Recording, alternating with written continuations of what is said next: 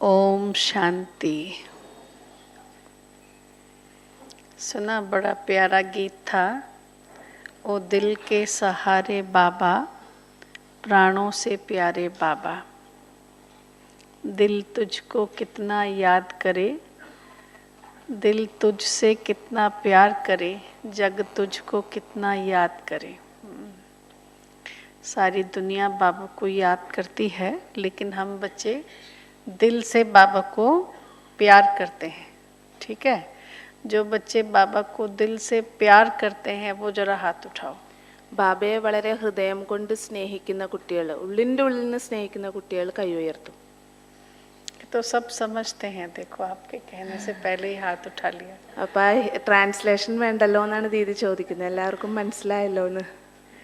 बाबा से प्यार कितना है उसके लिए ट्रांसलेशन की भी जरूरत नहीं है, सबको 100% है. ബാബയോടുള്ള സ്നേഹത്തിൻ്റെ കാര്യത്തിൽ ആർക്കും ട്രാൻസ്ലേഷൻ്റെ ആവശ്യമില്ല, കാരണം 100% സ്നേഹം നിങ്ങൾക്കുണ്ട്. ठीक, तो ये दिल का प्यार बाबा से बनाए रखना हमेशा, क्योंकि मेरे जीवन का सबसे क्या कहते हैं की फैक्टर बाबा के बनने का वो ये है. कैसे पूछते हैं ना, ज्ञान में कैसे आए. छोटे थे 7 साल के. ദീദിയോട് ചോദിക്കുകയാണെങ്കിൽ ദീദി പറയും എൻ്റെ ജ്ഞാനത്തിൽ വന്നതിൻ്റെ ആധാരം തന്നെ എന്താണെന്നുള്ളത്. ഞാൻ വളരെ ചെറുപ്പമായിരുന്നപ്പോൾ തന്നെ 7 വയസ്സുള്ളപ്പോഴാണ് ഈ ജ്ഞാനത്തിലേക്ക് വന്നത്. जब आप छोटे होते हैं तो आपके हीरो जो भी कहें, आपके सबसे बड़े आपके पास आपके पेरेंट्स ही होते हैं. आप अपने पेरेंट्स को सबसे ज़्यादा प्यार भी करते हैं, रिस्पेक्ट भी करते हैं. तो हमारे पिताजी उस साल हमको गांव में छोड़ के, उनका ट्रांसफ़र हो गया जो ये अम्बाला, वहाँ चले गए. वहाँ उनको ज्ञान मिला. जब ज्ञान मिला तो वापस गांव में आए. तब तक वो बाबा के 2-2.5 महीने के बच्चे हो गए थे समझ लो. और आए, आकर के हमसे जब शाम को मिले, सारा प्रोसेस तो ऐसा रहा. आए और हमारे पिताजी बहुत गंदा खाते थे और बहुत पीते थे, शराब भी. मतलब उनके यहाँ जो रम वम होता था आर्मी का, उनको बहुत ज़्यादा चलता था. और गांव में किसी के लिए गिफ्ट लाए नहीं लाए, लेकिन वो रम जरूर लेके आते थे.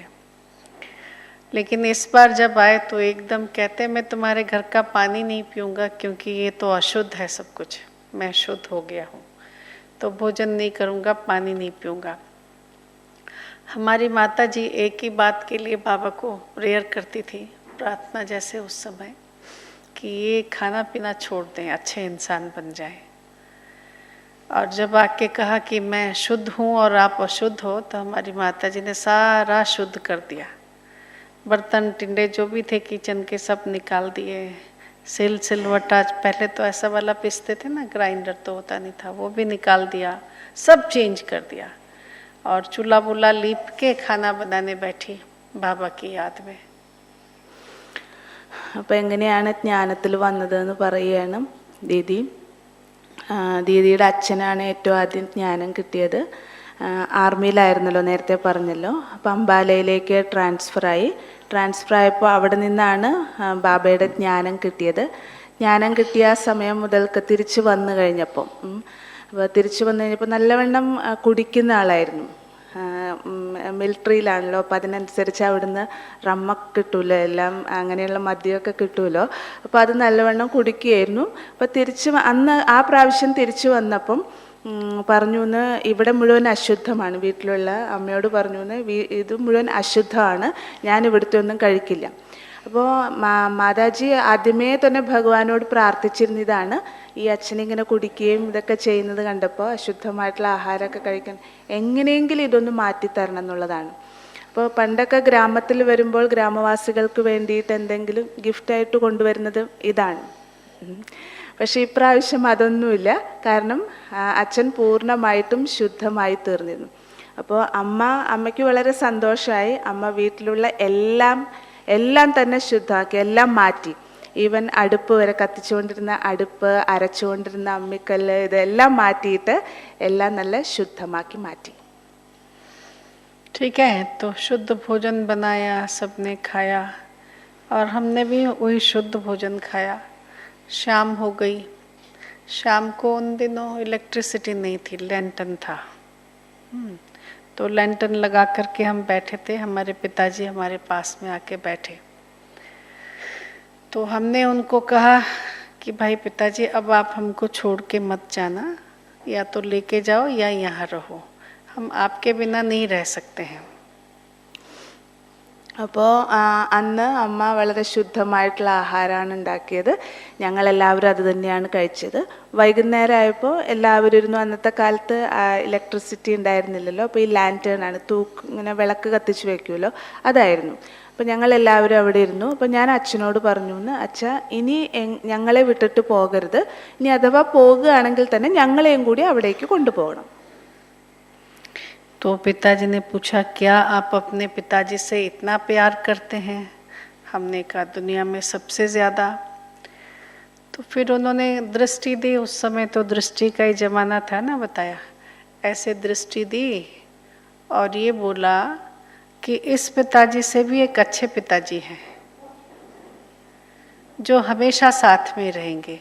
ये तो तुम्हारे साथ स्कूल में नहीं जा सकते हैं, जब बुलाओ तो आने में कितना टाइम लगेगा, लेकिन वो जो पिताजी हैं वो बुलाने पे तुरंत पहुंचेंगे, हमेशा साथ में रहेंगे, कभी साथ नहीं छोड़ेंगे।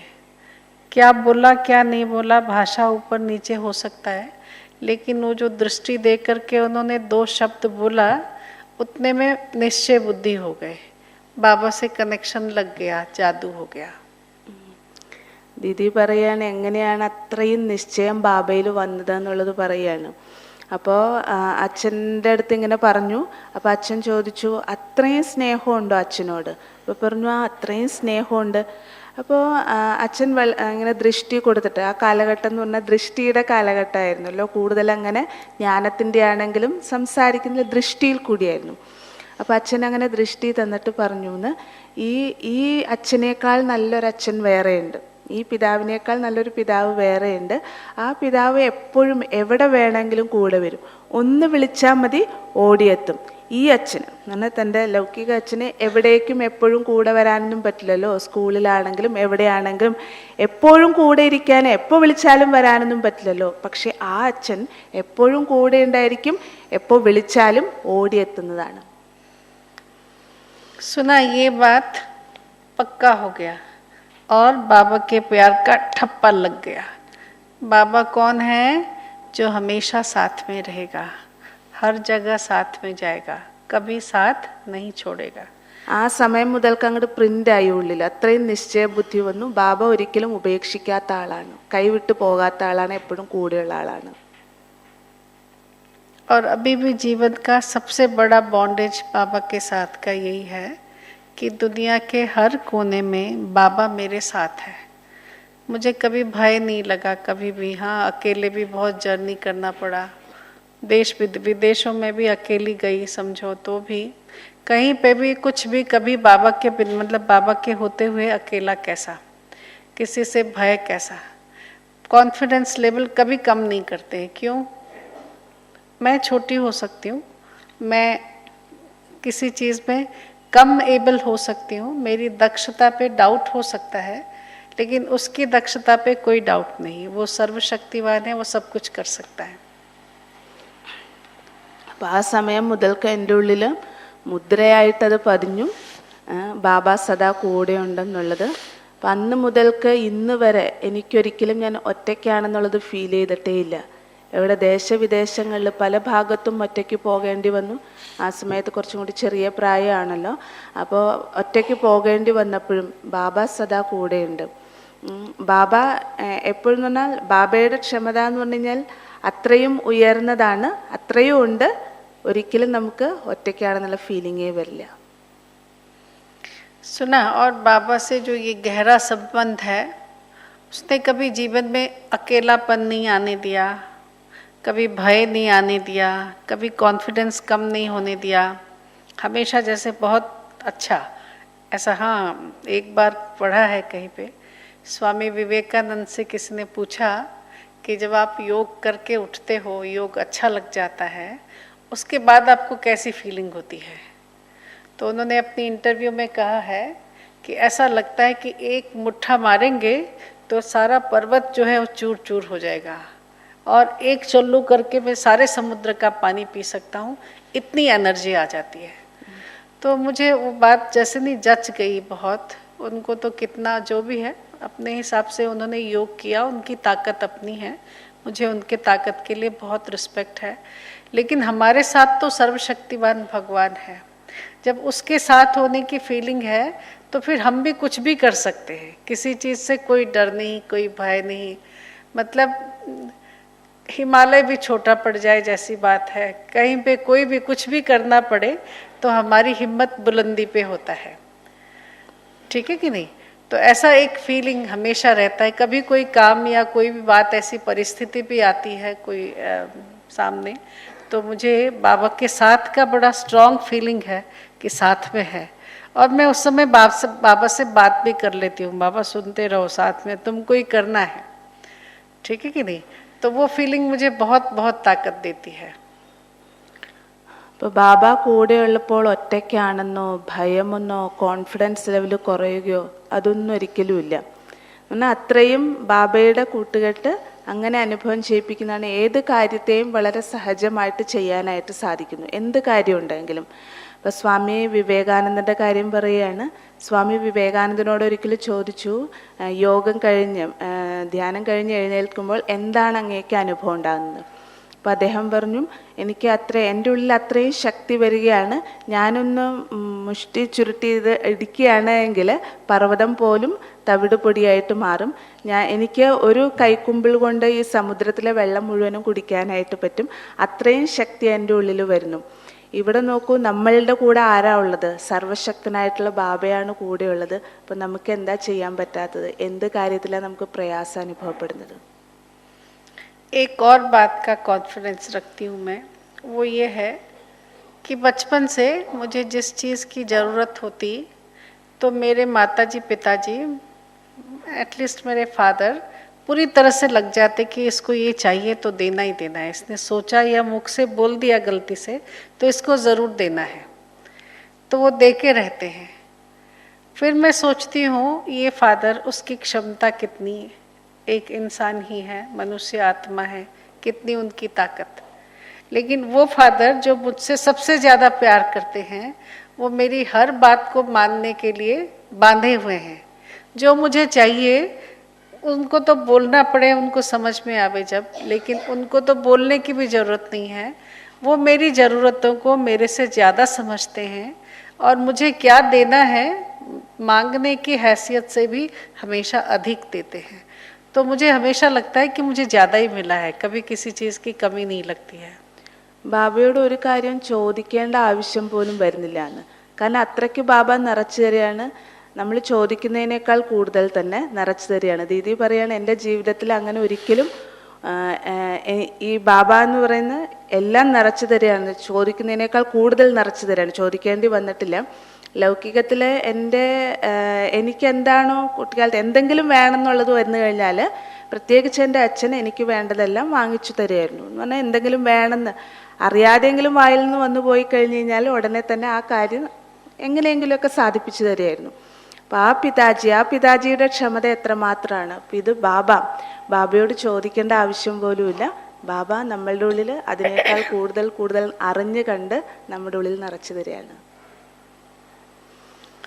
सुना, तो ये तो पक्का है कि बाबा हमारी हर इच्छा को पूरी करने के लिए खड़ा रहते हैं. जैसे आप लोग पेरेंट्स हैं ना, गृहस्थी भाई बहनें जो भी हैं, हर किसी माता पिता को क्या रहता है, मेरे बच्चे की क्या ज़रूरत है मैं जान लूँ, थोड़ा वो उसको पूरा करूँ, उसकी इच्छा से ज़्यादा अधिक गिफ्ट ला के उसको दूँ, उसको उसकी एबिलिटी से अच्छे स्कूल में पढ़ाऊँ.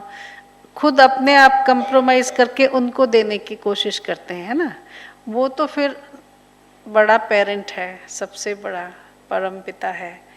तो वो हमको हमारी हैसियत हम सोचते हैं एज अ ह्यूमन बीइंग, मनुष्य बना करके अपने को सोचते हैं, लेकिन वो हमारी एबिलिटीज़ को अच्छी तरह से जानते हैं. उनकी निगाह में हम बच्चे देवताओं से भी ऊंचे हैं, हम उनके बच्चे हैं, भगवान के बच्चे हैं. तो वो हमें हमेशा तैयार हैं बहुत कुछ देने के लिए। बस जब हमारी एबिलिटी कैपेबिलिटी हो जाती है, हमारा स्टेज, हमारी स्थिति ऊंची होती है, तो बाबा हमें बहुत कुछ देते रहते हैं। ഇപ്പോൾ ബാബ നമുക്ക് എല്ലാം തരാൻ വേണ്ടിയിട്ട് തയ്യാറാണ്. നമ്മുടെ ഇച്ഛ, നമ്മുടെ ആവശ്യകതയേക്കാൾ കൂടുതൽ നമുക്ക് ബാബ എല്ലാം നിറച്ചു തരും. പക്ഷേ നമ്മളുടെ കേപ്പബിലിറ്റി അത്രയും ആക്കി വെക്കണം. ആ കാര്യത്തിൽ നമ്മുടെ സ്ഥിതി അത്രയും ഉയർത്തി വെക്കണം. അതാണ് പറയുന്നത്. ലൗകികത്തിൽ നോക്കൂ, ഒരു രക്ഷകർത്താവ്, പാരൻറ്റ്, അമ്മയും അച്ഛനും തൻ്റെ മക്കൾക്ക് വേണ്ടതെല്ലാം കൊടുക്കില്ലേ? നല്ല സ്കൂളിൽ പഠിപ്പിക്കുന്നു, കുട്ടികൾക്ക് എന്താണോ വേണ്ടത് ചോദിക്കുന്നതിനേക്കാൾ കൂടുതൽ എല്ലാ കാര്യങ്ങളും എല്ലാം വാങ്ങിച്ചു കൊടുക്കുന്നു, എല്ലാം സാധിച്ചു കൊടുക്കുന്നു. അപ്പം അത് ആ ആ രക്ഷകർത്താക്കൾ. ഇവിടെ നമ്മുടെ ബാബ, നമ്മുടെ പാരൻറ്റ് നമുക്ക് വേണ്ടിയിട്ട് എന്താ ചെയ്യാത്തത്? പക്ഷെ നമ്മളുടെ കേപ്പബിലിറ്റി ശരിയാക്കി, സ്ഥിതി നല്ലതാക്കി വെക്കണം. दूसरी बात, कभी कभी बहुत बड़ी बड़ी सेवाएं करने की इच्छा होती है, बड़े बड़े काम करने की इच्छा हो जाती है, ठीक है कि नहीं? हम फिर उस समय सोचते हैं पाँव धरती पे डाल के, भाई तुम्हारी कैपेसिटी इतनी नहीं है और तुम इतनी इतनी बड़ी बड़ी बातें सोचते हो, और ये जो रिस्क ले रहे हो, ये जो काम करने की सोच रहे हो, उसमें सफल हो भी सकते हो, नहीं भी सफल हो सकते हो. अगर सफल नहीं हुआ तो क्या होगा? സാധാരണ പറയാറുണ്ട്, എത്രയാണോ പറ്റുന്നത് അത്രേ, എന്ന് പറഞ്ഞാൽ കാല് നീട്ടി വെക്കാൻ പറ്റുന്നത്രയും നിങ്ങൾ ആഗ്രഹിക്കാൻ പാടുള്ളൂ. എത്ര നിങ്ങൾക്ക് സാധിക്കുന്നു അത്രയും പറ്റുള്ളൂ. കാരണം എന്താണോ നമ്മൾ ആഗ്രഹിക്കുന്നത് അതിനനുസരിച്ചുള്ള സഫലത നമുക്ക് കിട്ടണമല്ലോ. होता है ना ध्यान मन में, सोच तो लिया ये करेंगे वो करेंगे, होगा कि नहीं होगा ये भी तो सोचो. ऐसा हो सकता है, नहीं भी होगा, सक्सेस भी हो सकते हो, नहीं भी सक्सेस हो सकते हो. तो हमको एक कहानी रामायण से बहुत मन में पक्का रहता है. जब भी कोई काम करने जाते हैं और मन अगर कहता है कि यहाँ भाई हो भी सकता है, नहीं भी हो सकता है, तो हम ऐसा सोचते हैं. कैसा? अंगद की कहानी बाबा बताते ना, सुना है ना बाबा की मुरली में अंगद की कहानी. अंगद गया रावण के पास, उन्होंने उसको आसन नहीं दिया, तो कहा कोई ज़रूरत नहीं. उसने अपने पूंछ का आसन बनाया, सबसे ऊंचा आसन, और बैठ गया. जब बैठा तो कहा चाहिए, तो बैठ गया. भाई चर्चा हुई, जब चर्चा हुई तो उसने कहा देखो ऐसा है, मैं यहाँ पाँव डालता हूँ, अगर आप में से किसी ने मेरा पाँव हिला लिया तो सीता मैया आपकी. सुना क्या बोला अंगद ने? डाला हुआ पाँव अगर आप हिला दो तो सीता मैया आपकी. बोलो भाई. അപ്പോൾ സാധാരണ രീതിയിൽ നമ്മൾ എത്രയാണോ നമുക്ക് പറ്റുന്നത് അതിനനുസരിച്ചേ ചിന്തിക്കുകയുള്ളൂ. ഒരു പ്രാവശ്യം ചിന്തിക്കുക തന്നെ ചെയ്യും, ഇത് ഞാനിങ്ങനെ ചെയ്യുകയാണെങ്കിൽ ശരിയാകുമോ, നടക്കുമോ, ഇതെല്ലാം നോക്കി മനസ്സിലാക്കിയിട്ടേ ചെയ്യുള്ളൂ. ശാസ്ത്രത്തിലും അംഗദൻ്റെ ഒരു കഥയുണ്ട്. അംഗദൻ രാവണൻ്റെ അടുത്ത് ചെന്നപ്പോൾ രാവണൻ ഇരിക്കാൻ വേണ്ടിയിട്ട് അംഗദന് സീറ്റ് പോലും കൊടുത്തില്ല. അംഗദൻ പറഞ്ഞു സാരമില്ല. അദ്ദേഹം എന്ത് ചെയ്തു, തൻ്റെ വാലിങ്ങനെ ചുരുട്ടി ചുരുട്ടി ചുരുട്ടി അതിൻ്റെ മുകളിൽ ഇരിപ്പിടമാക്കിയിട്ടിരുന്നു. എന്നിട്ട് അദ്ദേഹം കാല് താഴത്തേക്ക് ഇങ്ങനെ വെച്ചിട്ട് അദ്ദേഹം പറഞ്ഞു, അംഗദൻ പറഞ്ഞു, എൻ്റെ കാല് ആർക്കെങ്കിലും ഒന്നും മാറ്റാൻ പറ്റുമെങ്കിൽ സീതാമയ്യ നിങ്ങൾക്കുള്ളതാണ്. तो अब उसके बाद की कहानी तो हम जानते हैं. सब लोग आए हिलाने के लिए, कोई भी नहीं हिला पाया. लास्ट में कौन उठा? रावण उठ के आया खुद हिलाने के लिए. जब आके उसके पाँव पड़ा तो अंगद ने पाँव खींच लिए. कहा मूर्ख, अगर पाँव पड़ना है तो मेरे पाँव क्यों पड़ता है? जाके श्री रामचंद्र जी के पाँव पड़ तो तेरे जीवन का उद्धार होगा. कहानी ऐसी है ना. അതിനുശേഷമുള്ള കഥ നിങ്ങൾക്കറിയാലോ. ഒന്ന്, അതായത് കാല് മാറ്റിക്കഴിഞ്ഞാൽ സീതാമയ്യ നിങ്ങൾക്കുള്ളതാണെന്ന് പറഞ്ഞല്ലോ. അപ്പോൾ എല്ലാവരും വന്ന് ശ്രമിച്ചു നോക്കി, ആർക്കും പറ്റിയില്ല. അവസാനം രാവണൻ തന്നെ വന്നു. രാവണൻ കാലിലിങ്ങനെ തൊടാൻ പോയപ്പോഴേക്കും അംഗദൻ അത് കാലെടുത്ത് മാറ്റി. എന്നിട്ട് പറഞ്ഞു, കാല് കാല് തൊടണമെന്നുണ്ടായെങ്കിൽ ശ്രീരാമചന്ദ്രൻ്റെ കാല് പോയി തൊടൂ, എൻ്റെ എന്തിനാണ് ചെയ്യുന്നത്? अब उसके बाद ये सारा काम निपटा के जब अंगद जी गए अपने कैंप में, हाँ, तो सब बंदर इकट्ठे हो गए. आके कहने लगे, अंगद तुमने ये क्या कर लिया था? अगर उसमें से कोई राक्षस तुम्हारा पाँव हिला देता तो क्या होता? माता सीता तो वहीं रह जाती, हमने इतनी मेहनत किया, सब पानी में चला जाता. तुमने ऐसा भूल काम कैसे कर लिया? അപ്പം അതിനുശേഷം അങ്കദൻ തൻ്റെ വാനര സൈന്യം ഉണ്ടല്ലോ അവിടുത്തെ ക്യാമ്പിലേക്ക് പോയി. അപ്പോൾ എല്ലാവരും കൂടി ചോദിച്ചു, എന്തു പണിയാ കാണിച്ചത്? ഏതെങ്കിലും രാക്ഷസിന് കാലിളക്കാൻ പറ്റിയിരുന്നെങ്കിൽ നമ്മുടെ സീതാമയ്യ പോകില്ലായിരുന്നോ എന്ന് ചോദിച്ചു. का उससे मेरा क्या जाता, जिसकी सीता उसकी चिंता, मुझे क्या होता? सीता किसकी? रामचंद्र जी की. तो भगवान रामचंद्र जी को चिंता करना है, मुझे क्या करना है? मैंने तो पांव डाल दिया और बोल दिया, प्रभु मैंने ऐसा बोला है, अब तुमको जो करना है करो. सुना? അപ്പോൾ അങ്കദൻ മറുപടി പറഞ്ഞതാണ്, ഇത് ആരുടെയാണെന്ന് പറഞ്ഞാൽ സീതാമയ്യ ആരുടെയാണോ അവർക്കാണല്ലോ ചിന്ത വേണ്ടത്. അതായത് ശ്രീരാമചന്ദ്രനാണല്ലോ ചിന്ത വേണ്ടത്. അപ്പോൾ ഞാൻ കാല് താഴത്തേക്ക് ഇട്ടിട്ട് ഞാൻ പറഞ്ഞു ശ്രീരാമനോട്, എന്താണോ വേണ്ടത് നീ നോക്കിക്കോളാൻ പറഞ്ഞു. കാരണം ഈ കാല് ആർക്കെങ്കിലും ഇളക്കാൻ പറ്റുകയാണെങ്കിൽ സീതാമയ്യ അവരുടെ ആയിട്ട് മാറുമല്ലോ. അപ്പോൾ പിന്നെ നോക്കേണ്ടത് ആരാണ്? ശ്രീരാമചന്ദ്രൻ തന്നെയാണ്. ഞാനെന്തിനു ചിന്തിക്കണം? सुना? तो ये है निश्चय बुद्धि, भरोसा कि भगवान रामचंद्र जी सीता को तो खोएंगे नहीं, जरूर मेरे टांग में ताकत भरेंगे, वो तो भगवान है. तो ऐसे ही जब कभी भी कोई ऐसी बात आती है, बड़े बड़े सेवा करने की इच्छा होती है या कोई संकल्प ऐसा आया ये करना ही है और लगता है कि इसमें रिस्क बहुत है, तो फिर क्या करते हैं हम? तो आगे बढ़ जाते हैं और बाबा को दे देते हैं. ठीक है कि नहीं? करना काम किसका? सेवा किसकी? बाबा की. ठीक है कि नहीं? करना किसको है? बाबा को करना है. हमने तो बस अंगद की तरफ पांव डाल दिया है. सफलता देना बाबा का काम है और अनुभव कहता है बाबा 100% सफलता देता ही देता है. അങ്കദന്റെ കഥ പറഞ്ഞു തന്നെ ഇതിനു വേണ്ടിയിട്ടാണ്. നമ്മുടെ ഉള്ളിലും അത്രയും നിശ്ചയ ബുദ്ധി ഉണ്ടായിരിക്കണം. ബാബയിലുള്ള നിശ്ചയം അത്രയും ഉറച്ചതായിരിക്കണം. പിന്നെ എന്ത് കാര്യം ചെയ്യുമ്പോഴും അത്രയും വലിയ കാര്യമായിരിക്കും, വലിയ സേവനത്തിന് വേണ്ടിയിട്ടായിരിക്കും നമ്മൾ ഇറങ്ങുന്നത്, കുറച്ച് റിസ്ക് ഉള്ള കാര്യമായിരിക്കും. പക്ഷെ അപ്പോഴും നിങ്ങൾ ചിന്തിക്കിയത് ബാബയുടെ കാര്യമാണ്. ബാബയെ ഫുൾ ഏൽപ്പിച്ചിട്ട് നിങ്ങൾ ബാബയിൽ അത്രയും നിശ്ചയബുദ്ധിയോടുകൂടി നിങ്ങൾ ഇറങ്ങുകയാണെങ്കിൽ തീർച്ചയായിട്ടും നമുക്ക് 100% സഫലത ലഭിക്കും. लेकिन बाबा मदद किसकी करेगा? എന്നാൽ ബാബ എങ്ങനെയുള്ള കുട്ടികളെയാണ് സഹായിക്കുന്നത്? जो बाबा के श्रीमत को पक्का पक्का फॉलो करेंगे. ബാബയുടെ ശ്രീമത്തിനെ പക്ക ഫോളോ ചെയ്യുന്ന കുട്ടികളെ മാത്രമേ ബാബയ്ക്ക് സഹായിക്കാൻ പറ്റുള്ളൂ. हाँ, और बाबा के श्रीमत का हाथ हमेशा पकड़े रखेंगे. जो बाबा पे जितना निश्चय बुद्धि होगा, बाबा ऐसे नहीं देते हैं. बाबा कोई दानवीर कर्ण नहीं है जो ऐसा दान करे. बाबा कैसे दान करते हैं? ബാബയിൽ നിശ്ചയബുദ്ധിയുള്ള കുട്ടികൾക്ക് ബാബയുടെ ശ്രീമത്താകുന്ന കൈ മുറുകെ പിടിക്കുന്ന കുട്ടികളെ ബാബ ഏത് രീതിയിലാണ് സഹായിക്കുന്നത്? ബാബ ദാനം തരുന്നത് ഇങ്ങനെയല്ല. भैया आपको 5 किलो देता हूँ, उसको 10 किलो देता हूँ. बाबा ऐसे नहीं देते हैं. कैसे देते हैं? बाबा कहते बच्चे मैं समुद्र पसरा हुआ पड़ा हूँ, तुम अपना पात्र लेके आओ, लेके जाओ. अगर चम्मच लाओगे तो चम्मच भर के लेके जाओगे, गागर लाओगे गागर भर के लेके जाओगे, और बड़ा कोई टैंक लेके आओगे तो वो भर के लेके जाओगे. लेना तुम्हारा काम है, देने के लिए मेरे पास कोई कमी नहीं, कोई रेस्ट्रिक्शंस नहीं है, कोई लिमिटेशन नहीं है. ബാബ എങ്ങനെയാ നമുക്ക് തരുന്നത്? നിങ്ങൾ എങ്ങനെയുള്ള പാത്രം കൊണ്ടാണോ വരുന്നത് അതുപോലെ ഇരിക്കും. ബാബ തരുന്നല്ല, നിങ്ങൾ കൊണ്ടുവരുന്നത് പോലെയാണ്. കാരണം ബാബ സമുദ്രം പോലെ ഇങ്ങനെ നീണ്ട് ഇതായിട്ട് കിടക്കുകയാണ്. നിങ്ങൾക്ക് എത്രയാണോ ആവശ്യമുള്ളത് ഇവിടെ വന്ന് എടുത്തിട്ട് പൊക്കോളൂ.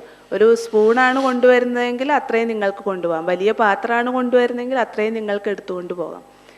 നിങ്ങൾ കൊണ്ടുവരുന്ന പോലെ ഇരിക്കും. और यहाँ ऐसा भी नहीं कि कोई भाई भाग बांटा जाए. इनहेरिटेंस होता है ना, उसके कैसे भाग बनते हैं. भाई 4 भाई हैं तो उसके 4 हिस्से हो जाएंगे. तो बाबा की प्रॉपर्टी का ऐसा हिस्सा नहीं बनता है. फिर तो हम कभी ज़्यादा भाई बहनें नहीं बनाते. हाँ, जितने ज़्यादा भाई बहन होंगे बाबा का हिस्सा कम हो जाएगा. ऐसे वाला हिस्सा नहीं है बाबा का. बाबा अनलिमिटेड है, बेहद का है.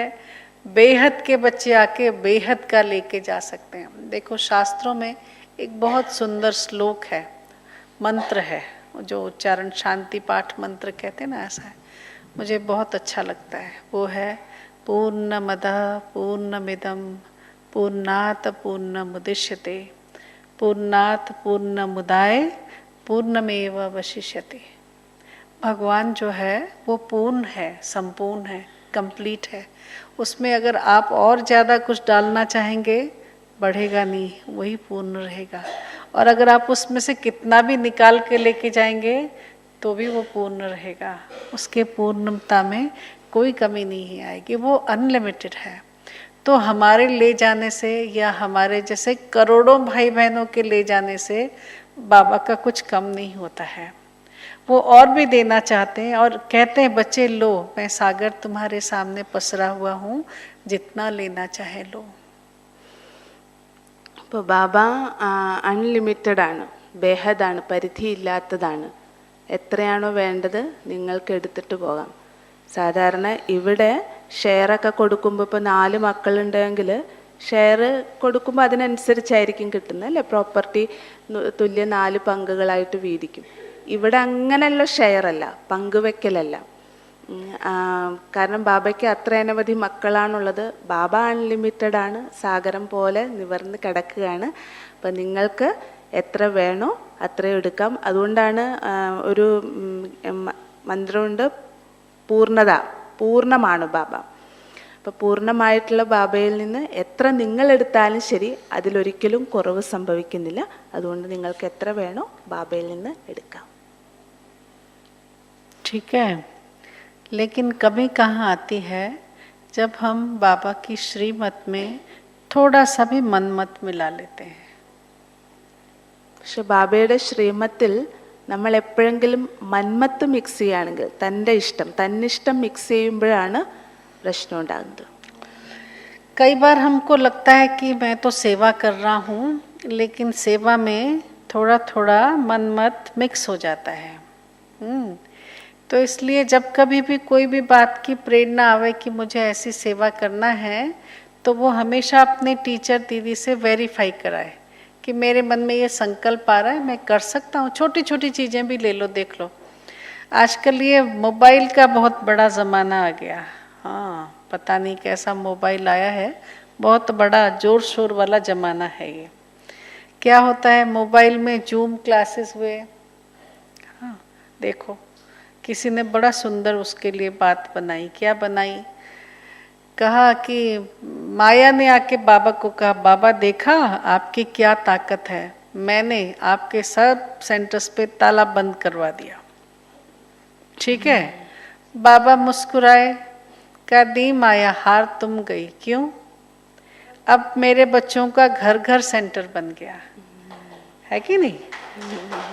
जब जूम में क्लास करते हैं तो हमने भाई बहनों को कह के रखा है सबको यूनिफॉर्म में बैठना है, बैच लगाना है, लाल लाइट लगवाओ बाबा के घर में और कमरे में. जब योग होता है लाल लाइट लगाओ, जब क्लास होता है सफ़ेद लाइट लगाओ, और पूरी तरह से उसी डिसिप्लिन में बैठना जैसे आप सेंटर पे क्लास में बैठते हो. तो घर का वातावरण चेंज हो गया. ठीक है नहीं, रोज मुरली डायरेक्ट घर में चल रही है, क्लास हो रहा है. तो माया बेचारी को लगा कि हाँ बाबा के बच्चों ने हरा दिया. लेकिन माया तो माया है, हारेगी कैसे. तो अब उसने क्या किया, बाबा के बच्चों में माया ने प्रवेश करना शुरू किया. कुछ बच्चों ने अपने जूम क्लासेस चलाने शुरू कर दिए. भाई हमारी जो टीचर दीदी है रोज क्लास कराती है, इतनी कोई पावरफुल नहीं है, बहुत अच्छा क्लास नहीं करा पाती है, लेकिन हम अच्छा क्लास करा पाते हैं, इसलिए आप हमसे जुड़ जाओ और हम जूम क्लास कराएंगे. अब बोलो माया को आने का चांस मिलेगा कि नहीं मिलेगा? क्या होगा? बड़ा चांस मिल जाता है. बहुत नुकसान हो सकता है, कहीं कहीं पे हुआ भी है. तो कोई भी भाई बहनों को हमने ये, बड़ों ने हमारों ने ये निष्पत्ति लिया है कि सेंटर के अलावा किसी को अपने जूम का ये कारोबार नहीं करना है. अगर हो सकता है, उन दिनों हमने सुना कई बड़ी दीदियों ने अपने अनुभव शेयर किए, पूरे सब जोन का एक ही जूम, मतलब जो भी जूम में तो इतने लोग नहीं हो सकते हैं, तो कोई और उन्होंने सॉफ्टवेयर यूज़ किया जिसमें 500-600 भाई बहनें भी इकट्ठे होकर के बैठ सकते हैं. फिर देखा कि पर्सनल अटेंशन नहीं मिलता है, तो उन्होंने क्या किया, जहाँ तक मेरी अंडरस्टैंडिंग है अमेरिका में मोहिनी दीदी ही क्लास कराती हैं। देखो 2500 से 3000 उनके फॉलोवर्स हैं, मतलब जो भी भाई बहन हैं जो जुड़ते हैं उसमें क्लास में, और उन्होंने उसको बहुत सुंदर बना लिया। क्या सुंदर बनाया, सब सेंटर्स पे लेके गए, सब सेंटर की बहनों का परिचय कराया, पूरा सेंटर बाग बगीचा सब दिखाया उस क्लास में, और रोज रोज नए नए सेंटर नए नए स्थान पे जो है जुम में दिखाते रहे, भाई बहनों का परिचय कराया, सब जैसे एक फैमिली जैसे हो गए हैं। और बहुत उनका ये जो अभी तक बहुत अच्छा चल रहा है। और वैसे हम सबको पता है दीदी जी की तबीयत इतनी अच्छी नहीं चल रही थी, मोहिनी दीदी की। तो जब से ये जूम क्लास आरंभ हुआ है, दिन में 2 बार वो क्लास कराती है, रिकॉर्डिंग करवाती है। अब तो विदेश मतलब देश विदेशों के लिए, अमेरिका से अलावा भी भाई बहनों के लिए मैसेज भेजती हैं, क्लास करवाती हैं। तो लेकिन कहा कि बाकी अब भाई बहनों को, हाँ ट्रांसलेशन, सॉरी गड़बड़ी हो जाती है ट्रांसलेशन की। ശ്രീമത്തിൽ എങ്ങനെയാണ് മന്മത്ത് മിക്സ് ആകുന്നത്, മിക്സ് ആകുമ്പോൾ എന്ത് പ്രശ്നമാണ് ഉണ്ടാകുന്നത് എന്നുള്ളത് പറഞ്ഞു തരികയാണ്. മായ എങ്ങനെയാണ് കയറി വരുന്നതെന്ന് നമുക്ക് മനസ്സിലാകുക തന്നെയില്ല. അപ്പോൾ ഒരിക്കൽ അതായത് മായ ഒരു ബാബയോട് പറഞ്ഞു, കണ്ടോ ബാബ, ഞാൻ ബാബ തോറ്റില്ലേ, ബാബയുടെ എല്ലാ സെൻറ്റേഴ്സും ഞാൻ പൂട്ടിച്ചില്ലേ, ലോക്ക് ചെയ്യിപ്പിച്ചില്ലേ, കണ്ടില്ലേ എൻ്റെ ശക്തി എന്ന് പറഞ്ഞു. അപ്പോൾ ബാബ പറഞ്ഞു, നീയാണ് തോറ്റത്. മായയോട് പറഞ്ഞു, നീയാണ് തോറ്റത്. ഇപ്പോൾ നീ ഇങ്ങനെ ചെയ്തത് കാരണം ഓരോ വീടും സെൻറ്ററായിട്ട് മാറി. അപ്പോൾ ദീദി പറയാണ് ഞാൻ, അപ്പം അതൊരു നല്ല കാര്യമായില്ലേ. അപ്പോൾ അവിടെ ദീദി പറയാണ്, ഞാൻ മുരളി ക്ലാസ് നടക്കുന്ന സമയത്ത്, സൂമിലാണല്ലോ നടക്കുന്നത്, അപ്പോൾ മുരളി ക്ലാസ് നടക്കുന്ന സമയത്ത് എല്ലാവരോടും പ്രോപ്പറായിട്ട് ഡ്രസ്സ് ചെയ്ത് നല്ലവണ്ണം ബാഡ്ജ് കുത്തി തുറന്ന് ഇരിക്കണം, സൂം തുറന്നിരിക്കണം, വീഡിയോ ഒക്കെ തുറന്നിരിക്കണം. അപ്പോൾ അങ്ങനെ ഇരിക്കുമ്പോഴാണ് അതിൻ്റെ എഫക്റ്റ് ആകുന്നത്. ലൈറ്റൊക്കെ റെഡ് ലൈറ്റൊക്കെ ഇട്ട് എല്ലാ വീടുകളിലും ഒരു സെൻറ്റർ പോലെ തന്നെയുള്ള അന്തരീക്ഷമായിട്ട് മാറി. അപ്പം അതുകൊണ്ട് ഇതൊരു നേട്ടം ഉണ്ടായിട്ടുണ്ട്.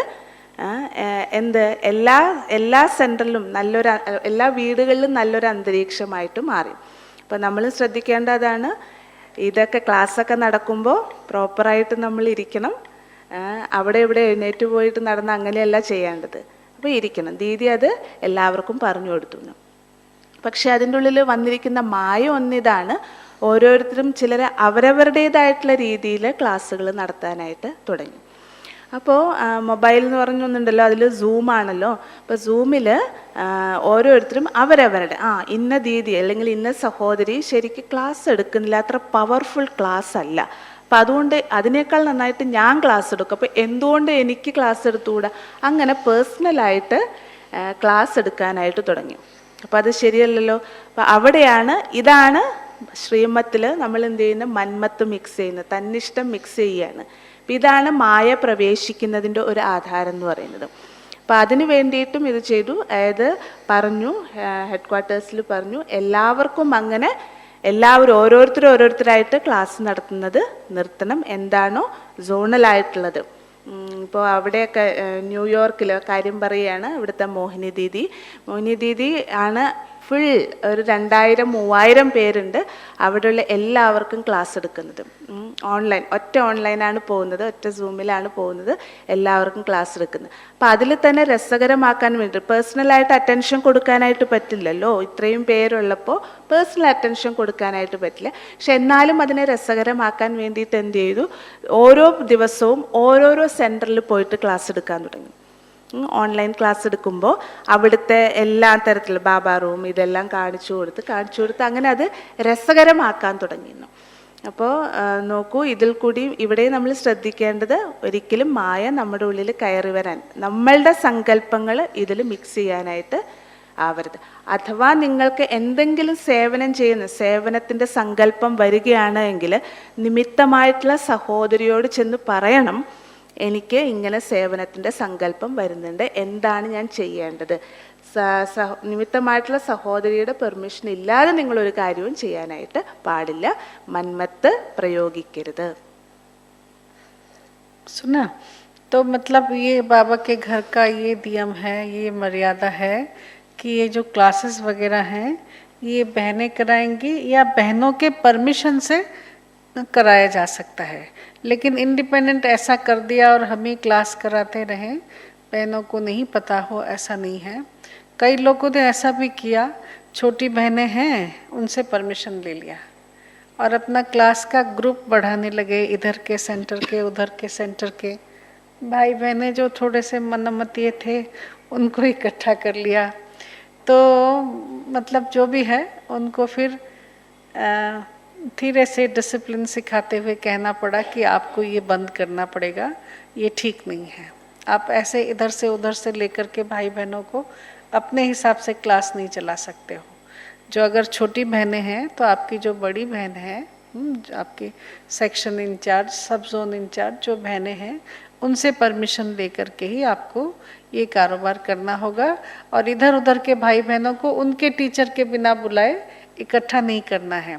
कारण क्या होता है, कुछ दिन तो ठीक चलते हैं, फिर थोड़ा उसमें नेगेटिविटी ज़रूर आ जाता है, क्योंकि माया को मार्जिन चाहिए ना अंदर घुसने की। ഇപ്പോൾ പേഴ്സണലായിട്ട് ആരും ക്ലാസ് എടുക്കാനായിട്ട് പാടില്ല നിമിത്തമായിട്ടുള്ള സഹോദരിയുടെ പെർമിഷൻ ഇല്ലാതെ. ഇപ്പം മുതിർന്ന സഹോദരി ചില സമയത്ത് അങ്ങനെയും പറ്റുന്നുണ്ടെന്ന്, മുതിർന്ന സഹോദരി ഉണ്ടായിരിക്കില്ല, അപ്പോൾ ചെറിയ സിസ്റ്റർ ഉണ്ടായിരിക്കുമല്ലോ, ആ സിസ്റ്ററോട് ചോദിച്ചിട്ട് ഇവർ ക്ലാസ് അങ്ങോട്ട് തുടങ്ങും. ക്ലാസ് തുടങ്ങിയിട്ട് പതുക്കെ പതുക്കെ അപ്പോൾ അവിടുന്ന് ഇവിടുന്നും ഒക്കെ ഒരുമിപ്പിച്ച് കൂട്ടാനായിട്ട് തുടങ്ങും. കുറച്ച് കഴിയുമ്പോൾ വേറെ പല സെൻറ്ററിലെയും പലരെയും അവർ അതിലേക്ക് ജോയിൻ ചെയ്യിപ്പിച്ച് അങ്ങനെ ക്ലാസ് എടുക്കാനായിട്ട് തുടങ്ങും. അപ്പോൾ ദീദി പറയാണ്, അങ്ങനെ ഇത് ചെയ്തപ്പോൾ ഞാനത് നിർത്തിച്ചു. കാരണം അത് ശരിയല്ലല്ലോ. അവരോട് പറഞ്ഞു, നിങ്ങൾ മുതിർന്ന സഹോദരിയുടെ പെർമിഷൻ ഇല്ലാതെ ഇങ്ങനെ ക്ലാസ് എടുക്കാനായിട്ട് പാടില്ല. മറ്റൊന്ന്, എവിടെയാണോ ക്ലാസ് കേൾക്കുന്നത്, എവിടെയാണോ സെൻറ്റർ, ഏത് സെൻറ്ററിലെയാണോ അവിടുത്തെ സെൻറ്ററിലെ സിസ്റ്ററിൻ്റെ പെർമിഷൻ ഇല്ലാതെ ഈ ക്ലാസ്സിലേക്ക് കൂട്ടി ജോയിൻ ചെയ്യിപ്പിക്കാനായിട്ടും പാടില്ല. അതും ശരിയല്ല. ठीक है, इस मोबाइल महाराज ने एक और माया भी दिया है। कितने माया है मोबाइल के, देखो व्हाट्सएप ग्रुप भी। हाँ, അടുത്തത് വാട്സപ്പ് ഗ്രൂപ്പ്. ऑफिशियल हर एक सेंटर का एक ऑफिशियल व्हाट्सएप ग्रुप बनाइए। सभी एडवांस हो रहे हैं, आप भी होइए, क्यों नहीं। ഒഫീഷ്യൽ സെന്ററിന് ഒരു ഒഫീഷ്യൽ വാട്സപ്പ് ഗ്രൂപ്പ് ഉണ്ട്, അതേ പാടുള്ളൂ. वो बनाइए, लेकिन अपने मन मत से हम ब्राह्मण आत्माओं के लिए व्हाट्सएप ग्रुप नहीं बना सकते हैं. നമ്മുടെ ഇതിനനുസരിച്ച് ബ്രാഹ്മണ ആത്മാക്കൾക്ക് വേണ്ടിയിട്ട് ഒരു വാട്സപ്പ് ഗ്രൂപ്പ് ഉണ്ടാക്കാൻ പാടില്ല. कई चीज़ें हैं जो आपको भेजना है, नहीं भेजना है, वो दीदी को डिसाइड करने दीजिए. अच्छा, अगर दीदी इतनी शार्प नहीं है आपकी टीचर दीदी, तो आप उनसे रिक्वेस्ट करके कह सकते हैं कि उनके सजेशन से दीदी ये चीज़ आई है, हम ग्रुप में भेजते हैं. एक तो ग्रुप ऑफिशियल हो, सेंटर वाला ही ग्रुप, आपका कोई प्राइवेट पर्सनल ग्रुप नहीं होना चाहिए. और दूसरा, उस ग्रुप में आप अगर स्मार्ट हैं तो आप एडमिन बन सकते हैं, आप उसमें सब चीज़ें भेज सकते हैं, लेकिन with the information of sister in-charge. സിസ്റ്ററിൻ്റെ ഇൻചാർജിൻ്റെ പെർമിഷൻ ഇല്ലാതെ, ഒന്ന് ഗ്രൂപ്പ് ഒഫീഷ്യൽ ആയിട്ടുള്ളതല്ലാതെ, സെൻട്രൽ ഒഫീഷ്യലിൻ്റെ വാട്സപ്പ് ഗ്രൂപ്പ് അല്ലാതെ വേറൊന്ന് തുടങ്ങാനായിട്ട് പാടില്ല. പിന്നെ അതിൽ നമ്മൾ മെസ്സേജ് അയക്കാനും പാടില്ല, എങ്ങനെ, സിസ്റ്ററിൻ്റെ പെർമിഷൻ ഇല്ലാതെ.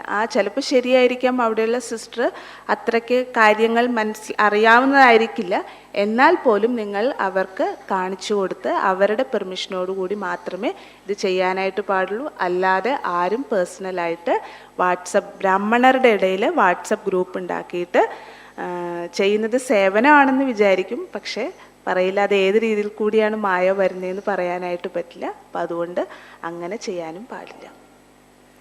एक और माया, चिट चैट.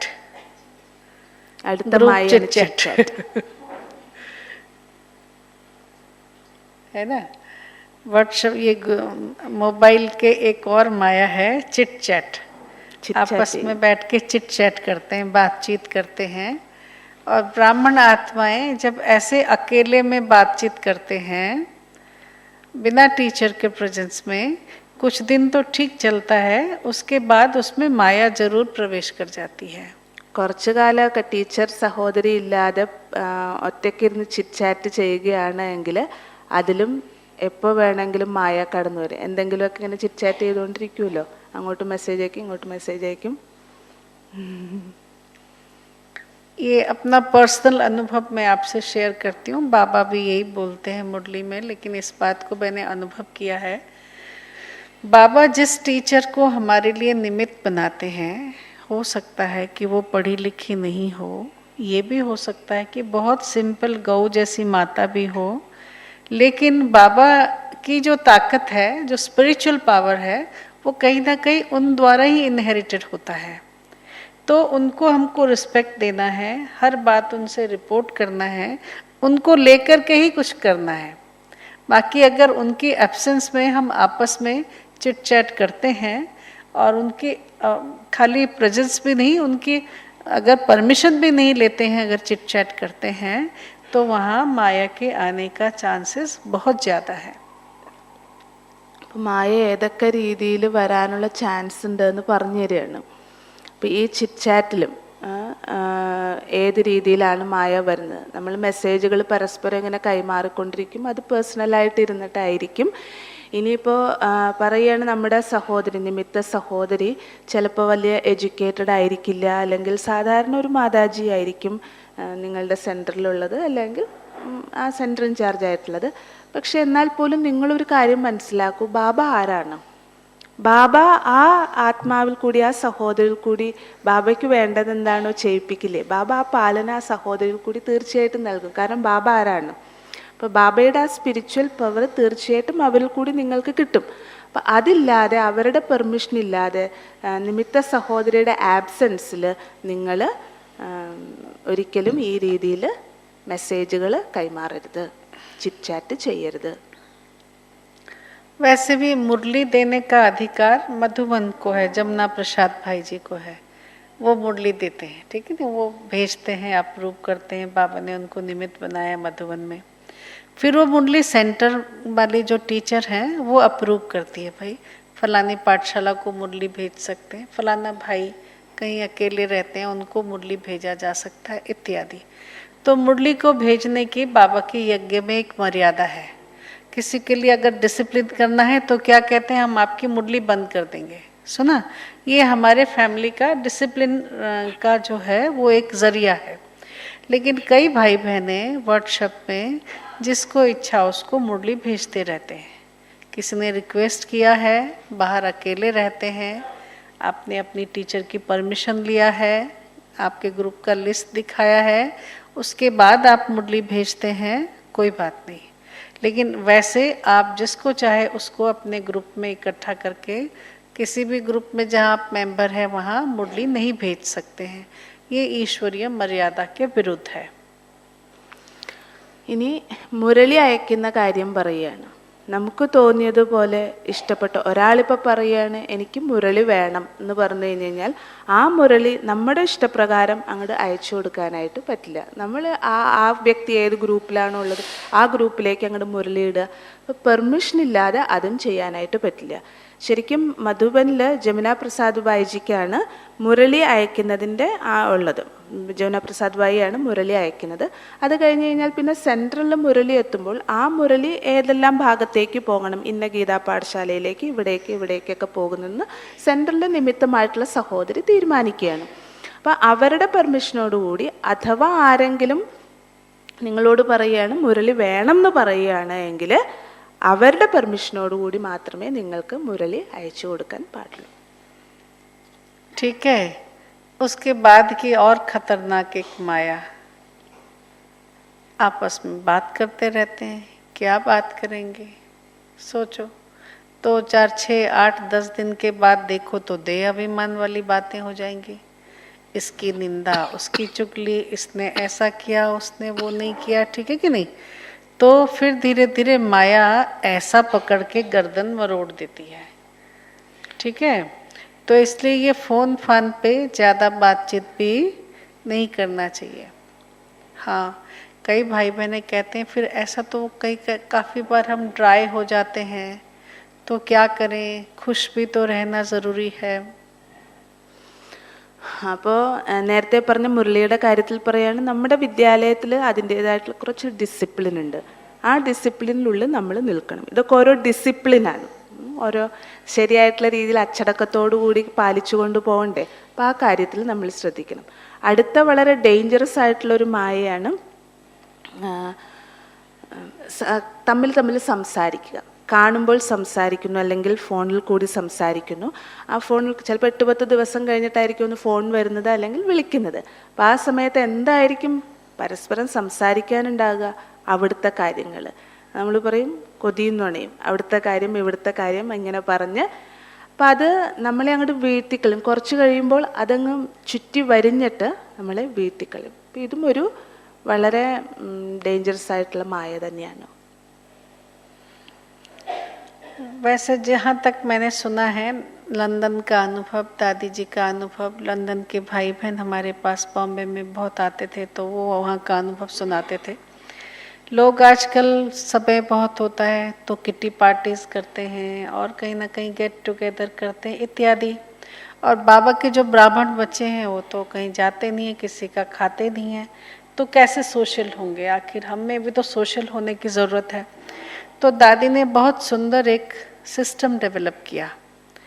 ठीक है, हर एक स्थान काल पात्र देख करके अपनी टीचर बहन से आप ऐसा सिस्टम डेवलप करा सकते हैं. क्या किया, कुछ हम ख्याल माताओं का. सबसे पहली बात जो हमारे पास आई थी वो था ये युगलों का एक ग्रुप बनाया. सुना? युगल भट्टी युगल, केवल पहले लंदन के ही युगल भाई बहनों का एक ग्रुप बनाया और उसमें चिट चैट, ज्ञान योग की बातें. और चूंकि एक ही एज के, एक ही ग्रुप के, एक ही प्रकार के भाई बहनें थे, तो उनको प्रॉब्लम्स भी एक प्रकार की आती होगी. तो हर कोई अपना प्रॉब्लम भी बताता था और उन प्रॉब्लम्स को किसी ने कैसे सॉल्व किया वो आपस में चिट चैट करते थे. അപ്പോൾ പറയാണ്, ഇപ്പോൾ പരസ്പരം കാണുമ്പോൾ അത് ഇതുമൊക്കെ സംസാരിക്കുമല്ലോ. മറ്റ് ലൗകികത്തിലാണെങ്കിൽ എവിടെയെങ്കിലുമൊക്കെ പോകുമ്പോൾ, പാർട്ടിക്ക് പോകുമ്പോൾ അങ്ങനെയുള്ള പല പല സ്ഥാനങ്ങളിലൊക്കെ പോകാം. അവിടെ ചെന്ന് കഴിക്കുക, കുടിക്കുക, സംസാരിക്കുക, ഇതൊക്കെ ചെയ്യാം. പക്ഷേ നമ്മൾ ബ്രാഹ്മണ ആത്മാക്കളുടെ ഇടയിൽ അത് പറ്റില്ലല്ലോ. അപ്പോൾ ദാദിജി, ലണ്ടനിലുള്ള സഹോദരന്മാർ, ദീദി പറയാണ്, അവിടെ ചെല്ലുമ്പോൾ അവർ തൻ്റെ നല്ല ഒരു കാര്യമാണ്, അനുഭവമാണെന്ന് ഷെയർ ചെയ്തത്. ദാദിജി അതിന് വേണ്ടിയിട്ടും ഒരു സൊല്യൂഷൻ ഉണ്ടാക്കി. നമുക്ക് പുറത്ത് പോയിട്ട് കഴിക്കാനും പറ്റില്ല, എന്നാലും നമ്മൾ സോഷ്യൽ ആകണമല്ലോ. നമുക്കും സമൂഹത്തോട് ചേർന്ന് ജീവിക്കേണ്ടവരാണ്, സമൂഹത്തിൽ ഇടപഴകി ജീവിക്കേണ്ടവരാണ്. അപ്പോൾ അതിനുള്ള സൊല്യൂഷനും ദാദിജി ഉണ്ടാക്കി. ഏറ്റവും ആദ്യം യുഗൾസിൻ്റെ ഭട്ടി. യുഗൾസ് എന്ന് പറയുമ്പോൾ ഒരേ ഇതിൽ വരുമല്ലോ, ഒരേ പ്രായത്തിൽ ഒരേ ഇതൊക്കെ ആകുമ്പോൾ ഏകദേശം അവരുടെ പ്രശ്നങ്ങളും ഒരേ രീതിയിലുള്ളതായിരിക്കും. അപ്പോൾ അവരെല്ലാവരും കൂടി ചേരുമ്പോൾ ഓരോരുത്തരുടെയും അത് പങ്കുവെക്കുമ്പോൾ അതിൽ തന്നെ അവരുടെ ഇന്ന കാര്യം വന്നപ്പോൾ അവരെങ്ങനെയാണ് അതിനെ തരണം ചെയ്തത്, അപ്പോൾ ആ പ്രശ്നങ്ങൾ പരസ്പരം അവിടെ ഷെയർ ചെയ്യുമ്പോൾ അതിനുള്ള സൊല്യൂഷനും അവിടെ തന്നെ വരികയാണ്. അപ്പോൾ ഏറ്റവും ആദ്യം അങ്ങനെ യുഗൾസിൻ്റെ ഗ്രൂപ്പാണ് ഉണ്ടാക്കിയത്. दो जोड़े युगलों को उसका निमित्त बना दिया. एक तो महेश भाई उनकी युगल थी, एक और कोई था युगल, याद नहीं है नाम. उन दोनों को उनका ग्रुप लीडर बनाया. എന്നിട്ട് അവരുടെ ഗ്രൂപ്പ് ലീഡറാക്കി 2 ജോഡി യുഗൾസിനെ. ठीक है, उन्होंने उस ग्रुप को सेट किया. धीरे धीरे सब युगल उसमें शामिल होने लगे.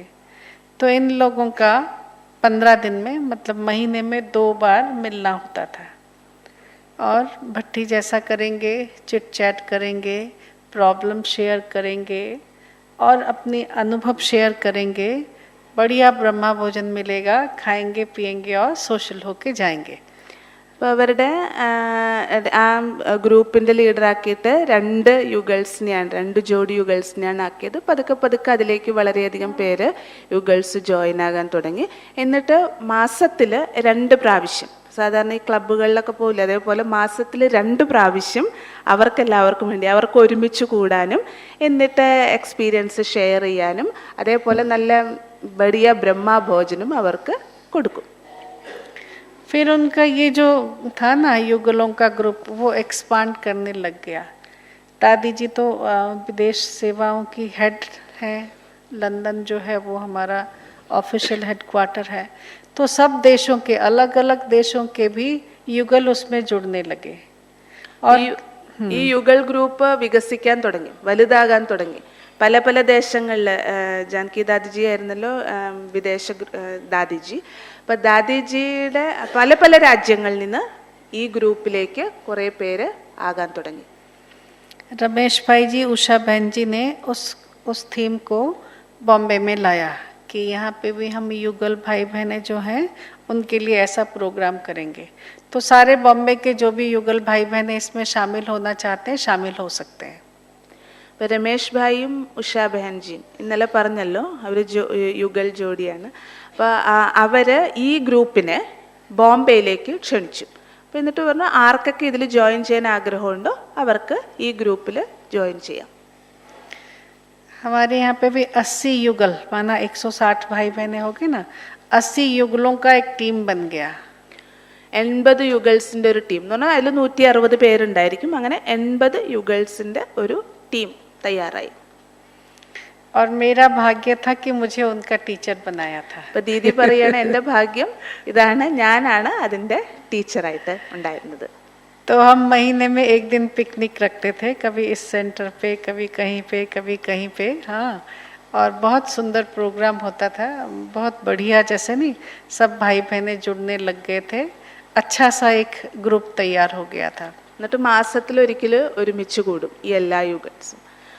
അപ്പം അത് ഓരോരോ സെൻറ്ററിൽ മാറി മാറി വെച്ചുകൊണ്ടിരുന്നു. അപ്പം എല്ലാവരും നല്ല എൻജോയ് ചെയ്ത് രസിച്ചത്. 4 अच्छे अच्छे युगलों को लीडरशिप दे दिया गया था, वो अरेंज करते थे. और हम क्योंकि ऑफिस में थे ज़्यादा समय तो नहीं दे सकते थे, लेकिन फिर भी बीच बीच पे बाहर जब जाना होता था तो ग्रुप को लेकर के जाने की सेवा करने का सौभाग्य मिला. എന്നിട്ട് അതിൽ തന്നെയുള്ള 4 പേരെ ലീഡറാക്കി ഓർഗനൈസ് ചെയ്യാൻ വേണ്ടിയിട്ട് അവർ ഓർഗനൈസ് ചെയ്തോളും പല പല സ്ഥലങ്ങളിൽ ഇതേപോലുള്ള കാര്യക്രമങ്ങൾ. പിന്നെ ദീദിക്ക് എപ്പോഴും ചിലപ്പോൾ പോകാൻ പറ്റിയിട്ടുണ്ടാവില്ല, എന്നാലും ദീദി ആ ഭാഗത്തേക്ക് അവിടെ പോയിട്ട് ഇതൊക്കെ ചെയ്യുമായിരുന്നു. ये एक एग्जाम्पल दिया क्योंकि दादी के क्लास में तो 500 भाई बहनें हैं, रेगुलर स्टूडेंट जो है वो 500 हैं. तो उसमें से अलग अलग ग्रुप को किस प्रकार से इन्वॉल्व किया जाए, एक दूसरे से मिलाया जाए, एक दूसरे की बातों को शेयर करके कैसे एक दूसरे को आगे बढ़ने के लिए प्रेरणा दी जाए. और दादी के तो बहुत पुराने पुराने भाई बहनें भले घर में रहते लेकिन समर्पित जैसे भाई बहनें हैं. और मतलब दादी की पालना भी बड़ी ज़बरदस्त. जहाँ तक मैंने सुना है दादी एक एक फैमिली के उनके सास ससुर से लेकर के नाती पोता और पड़पोते तक मतलब 4 से 5 जनरेशन को दादी अच्छी तरह से नाम सहित जानती थी, उनकी पालना करती थी, उनको स्नेह प्यार देना. जब टोली भेजेगी तो पोते का भी पूछेगी तो पड़पोते का भी पूछेगी. ऐसे बांध के रखा था कि हाँ बड़े रॉयल लोग, वो जो भी लंदन वाले सिंधी लोग जो परिवार वाले थे बहुत अच्छी तरह से बाबा के घर में बांधे हुए थे. അപ്പോൾ ദാദിജിയുടെ പാലന എന്ന് പറഞ്ഞാൽ ഒരു വണ്ടർഫുൾ പാലനയും കൂടിയാണ്. ദാദി അങ്ങനെ ആ ക്ലാസ്സിൽ വരുന്ന അവരെ മാത്രമല്ല അവരുടെ ഒരു 5 ജനറേഷനെ പോലും അറിഞ്ഞിരുന്നു. കാരണം അവർക്ക് വേണ്ടിയിട്ട് ടോളിയും ഇതെല്ലാം കൊടുത്തിരുന്നു. അവരുടെ അമ്മ, മക്കൾ, കൊച്ചുമക്കൾ, പിന്നെയും കൊച്ചുമക്കൾ, അങ്ങനെ കൊച്ചുമക്കൾ എല്ലാവരുമായിട്ടൊരു കണക്ഷൻ വെച്ചിരുന്നു. അപ്പം അതുകൊണ്ട് ദാദിയുടെ ആ രീതിയിലുള്ളൊരു പാലന വളരെ രസകരമാണ്.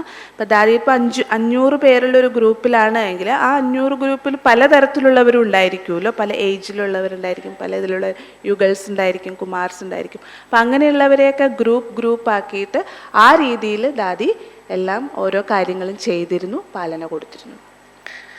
मैं लंदन कभी गई नहीं हूँ, लेकिन मैं वहाँ के मैनेजमेंट के बारे में हमेशा कुछ न कुछ सुनना पसंद करती हूँ, क्योंकि बड़ी दादी की सेवाओं का मैनेजमेंट तो थोड़ा नज़दीक से देखने का बाबा ने सौभाग्य दिया.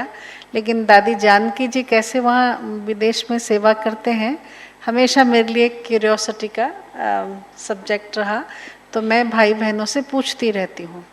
एक लंदन का और एक दुबई का, वहाँ का समाचार मुझे मिलता रहता है कि वो लोग कैसे सेवाएं कर रहे हैं. एक एक क्लास में दादी के 500 रेगुलर स्टूडेंट, और लोग कहते हैं कि कौन सा भाई क्लास में नहीं आया है, दादी का तुरंत ख्याल जाता फलाना क्यों नहीं आया 500 में से. हम 20 भाई बहनों में से भी नहीं याद रख पाते कौन आया कौन नहीं गया. हाँ, ദീദി പറയാണ്, അതായത് ഞാൻ ലണ്ടനിൽ ഇതുവരെ പോയിട്ടില്ല, പക്ഷെ എനിക്ക് ദാദിജിയുടെ പാലന എങ്ങനെയാണെന്നുള്ളത് അറിയാനായിട്ട് എപ്പോഴും ഒരു ക്യൂരിയോസിറ്റി ഉണ്ടായിരിക്കുന്നത്. അതുകൊണ്ട് ഞാൻ അവിടെയുള്ള സഹോദരന്മാരോട് എപ്പോഴും ചോദിക്കാറുണ്ട് അവിടുത്തെ സേവനം എങ്ങനെയാണ്, അവിടുത്തെ ദാദിജിയുടെ പാലന എങ്ങനെയാണെന്നുള്ളത്. ബഡി ദാദിയോടൊപ്പം കുറേ നാളിരിക്കാനുള്ള സൗഭാഗ്യം എനിക്ക് കിട്ടിയിട്ടുണ്ട്. ദീദി പറയുകയാണ്, എനിക്ക് പ്രകാശ് മണി ദാദിജി ഉണ്ടായിരുന്ന സമയത്ത് ദീദിക്ക് അതിനുള്ള അവസരം കിട്ടിയിട്ടുണ്ട് ദാദിയുടെ പാലന എങ്ങനെയാണെന്ന് അറിയാൻ വേണ്ടിയിട്ട്. പക്ഷേ ജാനകി ദാദിജിയുടെ അറിയില്ലായിരുന്നു, അതുകൊണ്ട് ഞാൻ ചോദിക്കാറുണ്ടായിരുന്നു. ഇപ്പോൾ ദാദിജിയുടെ പ്രത്യേകത ഇതാണ്, 500 റെഗുലറായിട്ട് ക്ലാസ്സിന് 500 പേരെങ്കിലും ഉണ്ടായിരിക്കും. അപ്പോൾ ഈ 500 പേരിൽ എല്ലാവരെയും ദാദിക്ക് അറിയാം. ഒരു ദിവസം ആളെ കണ്ടില്ലെങ്കിൽ ദാദി ചോദിക്കും ഇന്നവരെവിടെയാണെന്നുള്ളത്. അത്രയും ദാദി ഓരോരുത്തരെയും ശ്രദ്ധിച്ചിരുന്നു. एक रूपरेखा यहाँ देखने को मिला. लक्ष्मी दीदी कहती है ना, देखो भाई सीट फिक्स कर लो, फिर सारे योग भट्टी में वहीं बैठना, कोई अपनी सीट से इधर उधर नहीं होता. और सीट में बिठाती भी देख के कौन भाई ज़्यादा एक्टिवली बैठ सकता है उसको आगे बिठाओ, ठीक है कि नहीं. किस भाई को थोड़ा नींद आएगा उसको पीछे बिठाओ. नींद करने वालों को कभी आगे की सीट में नहीं बिठाते हैं, और फर्स्ट सीट में तो बिल्कुल भी नहीं, क्योंकि ये जो सीटें हैं यहाँ पे नींद करना क्या वो है, वैन है, नहीं कर सकते हैं आप, क्योंकि मेन सीटें हैं. तो इसलिए ये दीदियों को बड़ा कैलकुलेशन अच्छा रहता है, बिठा देते हैं उस हिसाब से ऐसे बैठना. फिर उसके बाद ऐसे देख लेती हैं एक बार, तो उनको यहाँ कंप्यूटर में फिट हो जाता है. एक अगर अपनी जगह पे नहीं है तो वो पकड़ लेती हैं, भाई फलाना भाई जो है वो कहाँ गया, यहाँ बैठा नहीं है, किधर गया. तो दादी जी का वही सिस्टम है. 500 भाई बहनों का वो हॉल इतना बड़ा, इतने भाई बहनें बैठते हैं. 1 साल के बाद भी जब वो मधुबन से वापस लंदन जाती है तो देख के बोल देती, क्यों फलाना नहीं आया, उसकी युगल आई कि नहीं, अरे वो भी नहीं आई, ये आई है. ऐसा करके दादी पकड़ लेती है. हाँ, तो इतना जैसे देखो दादी का एक एक भाई बहनों पे कमांड. तो सभी भाई बहनों को खुश रखने के लिए, एंटरटेनमेंट देने के लिए भी, और क्या कहें स्पिरिचुअली ग्रो करने के लिए दादियाँ बहुत प्रकार की भट्टियाँ भी कराती हैं. ഇപ്പോൾ ദാദിജിയുടെ കാര്യം പറയുകയാണ്. ദാദിജി ഓരോരുത്തരെയും എൻ്റർടൈൻ ചെയ്ത് വെക്കാൻ വേണ്ടിയിട്ട്, സ്പിരിച്വലി അവരെ വളർത്താൻ വേണ്ടിയിട്ട് ഏതെങ്കിലും തരത്തിലുള്ള ഭട്ടികളൊക്കെ എപ്പോഴും നടത്താറുണ്ടായിരുന്നു. ഇപ്പം ഇവിടെയും നോക്കൂ, ഈ ഭട്ടിക്ക് വന്നപ്പോൾ ലക്ഷ്മി ബേൻജി ആദ്യമേ തന്നെ നമ്മളോട് പറഞ്ഞിട്ടുണ്ടായിരുന്നു, നിങ്ങൾ എവിടെയാണോ ഇപ്പോൾ ഇരിക്കുന്നത് അതേ സീറ്റിൽ തന്നെ ഭട്ടി കഴിയുന്നത് വരെ ഇരിക്കണം. അപ്പം അഥവാ ആരെങ്കിലും ഉറങ്ങുകയാണ് എങ്കിൽ മുന്നിലിരിക്കുന്നവർ ഉറങ്ങാനേ പാടില്ല. അഥവാ ആരെങ്കിലും ഉറങ്ങുകയാണെങ്കിൽ അവരെ പിന്നിലേക്ക് വിടണം. ഈ ഒരു സിസ്റ്റം നല്ലതാണ്, കാരണം ആ സീറ്റിലിരിക്കുന്ന ആൾ വന്നില്ല എങ്കിൽ പെട്ടെന്ന് അറിയാനായിട്ട് പറ്റും. അപ്പോൾ ജാനകി ദാദിജിയുടെയും അതേ സിസ്റ്റം തന്നെയായിരുന്നു. ദാദിജി 500 പേർക്ക് ഇരിക്കാൻ പറ്റുന്ന വളരെ വലിയ ഹാള്, അതിൽ ഓരോരുത്തർക്കുള്ള സീറ്റ് ഫിക്സ് ചെയ്തിട്ടുണ്ട്. അപ്പോൾ ദാദിജി മധുബനിൽ പോയിട്ട് ചിലപ്പോൾ 1 വർഷം കഴിഞ്ഞായിരിക്കും തിരിച്ചു വരുന്നതെങ്കിൽ, എന്ന് പറഞ്ഞാൽ വളരെ കാലങ്ങൾക്ക് ശേഷം പിന്നെ തിരിച്ചു വന്നാൽ പോലും ദാദിജിക്ക് നല്ല ഓർമ്മയാണ്. ഓരോരുത്തരെയും ചോദിക്കും, കാരണം സീറ്റ് ഫിക്സ്ഡ് ആണല്ലോ. അപ്പോൾ അതൊരു സിസ്റ്റം വളരെ നല്ല സിസ്റ്റമാണ്. അപ്പോൾ പറയുകയാണ്, അപ്പോൾ ദാദിജി ചോദിക്കുന്നു, ഇന്നവരെവിടെ പോയി, ഇന്നവരുടെ യുഗൾ വന്നില്ലല്ലോ, ആ യുഗളിൻ്റെ ഓരോരുത്തരെയും ദാദി ശ്രദ്ധിക്കുമായിരുന്നു എന്ന് പറയുകയാണ്. അപ്പോൾ ദാദിമാർ അങ്ങനെയുള്ള ഭട്ടികളാണ് നടത്തിയിരുന്നത്. ഓരോരുത്തരുടെയും സ്പിരിച്വലായിട്ടുള്ള വളർച്ച അതിൽ അടങ്ങിയിട്ടുണ്ട്. सुना तो उसको हम फॉलो कर सकते हैं. अपने सेंटर पे भी सप्ताह में कम से कम 1 बार भट्टी रखो, और उस भट्टी में नाश्ता भी बाबा के घर में, भोजन भी बाबा के घर में. कई बाबा के बच्चे कहते हैं कि हम बाहर का तो खाते नहीं हैं, हमें भी दिल होती है कि हम समोसा खाएं, मधुबन में भी तो गोलगप्पे मिलते हैं वो खाएं, पानी पूरी खाएं, दही पूरी खाएं. जो आपकी इच्छा है आप उस दिन जो योग भट्टी कम पिकनिक आप रखते हैं उस दिन भोग बनवा सकते हैं और खिला सकते हैं. जिस भाई को संकल्प आया कि भाई आज समोसे खाने हैं, वो दीदी को कहे, दीदी मेरी तरफ से आज भट्टी में समोसे खिला दीजिए. और फिर बनाने वाले भी चाहिए. ऐसा होता है कि बड़े संगठन में यहाँ पे देखो भाई बहनें सेवाओं के लिए है, वो सब सेवा कर देंगे, आपको पता भी नहीं चल रहा है. आप आए तो कमरा साफ मिला, बेडशीट भी बिछा हुआ मिल गया, और फिर बाथरूम भी साफ मिला. भोजन आते हैं तो थाली रेडी मिल जाती है, क्योंकि यहाँ एक सेटअप बन गया है. सेवाधारी हैं और फिक्स हो गए हैं, एक बड़ा सेटअप है, बन गया है. लेकिन छोटे छोटे सेंटर्स पर 2 बहनें ही रहती हैं, उनको सेवा के और भी बहुत सारे आयाम देखने होते हैं, तो वहाँ पे ये सब चीज़ों को हम कैसे करें? तो उसमें भाई बहनों को वॉलंटियर होने की ज़रूरत है। और आपको ये पता है कि ब्रह्मा कुमारी संस्था में नियम मर्यादाएं भी बहुत ज़बरदस्त हैं। അപ്പോൾ നിങ്ങളുടെ ഈ സെൻറ്റേഴ്സിൽ ഇതുപോലുള്ള ഭട്ടികൾ വെക്കാം. ആഴ്ചയിൽ ഒരു ദിവസം വെക്കുക. അപ്പം അതിൽ രാവിലത്തെ ബ്രേക്ക്ഫാസ്റ്റും ഉച്ചക്കലത്തെ ബ്രഹ്മഭോജനവും സെൻറ്ററിൽ തന്നെ ആയിരിക്കണം. പിന്നെ ചിലർക്ക് പുറത്തുനിന്നൊന്നും ആഹാരം കഴിക്കാൻ പറ്റില്ലല്ലോ. അപ്പോൾ ആർക്കെങ്കിലുമൊക്കെ എന്തെങ്കിലും കഴിക്കണം എന്ന് ആഗ്രഹം ഉണ്ടെങ്കിൽ സഹോദരിമാരോട് പറയാമല്ലോ, എനിക്കിന്ന് സമോസ കഴിക്കണമെന്നുണ്ട്, അല്ലെങ്കിൽ എനിക്ക് ജിലേബി എന്താണോ നിങ്ങൾക്ക് കഴിക്കാനുള്ളത് വേറെ ആരോട് പറയാൻ പറ്റും? സെൻട്രലല്ലേ പറയാൻ പറ്റുള്ളൂ. അപ്പോൾ ആ രീതിയിലും അത് ചെയ്യാമെന്ന് പറയണം. പിന്നെ ഇവിടെ എന്ന് പറഞ്ഞു കഴിഞ്ഞാൽ ഇപ്പോൾ ഇവിടെ സർവീസും സേവനത്തിൻ്റെ കാര്യത്തിൽ നമ്മൾ ശ്രദ്ധിക്കണം. അപ്പോൾ ഇവിടെ വന്നപ്പോൾ ഇവിടെ എല്ലാം സെറ്റപ്പായിട്ടാണ് കിട്ടിയത്. റൂമാണെങ്കിലും റൂം നല്ല നീറ്റ് ആൻഡ് ക്ലീൻ ആക്കി ബെഡ്ഷീറ്റൊക്കെ വിരിച്ച് ബാത്റൂമൊക്കെ വളരെ ക്ലീൻ ആയിട്ടുള്ള അങ്ങനെയുള്ളതായിട്ടാണ് കിട്ടിയത്. അപ്പോൾ ഇത് ഇവിടെ അങ്ങനെ ഒരു സെറ്റപ്പ് ഉണ്ട്. പക്ഷേ ചെറിയ ചെറിയ സെൻറ്റേഴ്സിൽ അവിടെ 1-2 സഹോദരിമാരേ ഉണ്ടായിരിക്കുള്ളൂ.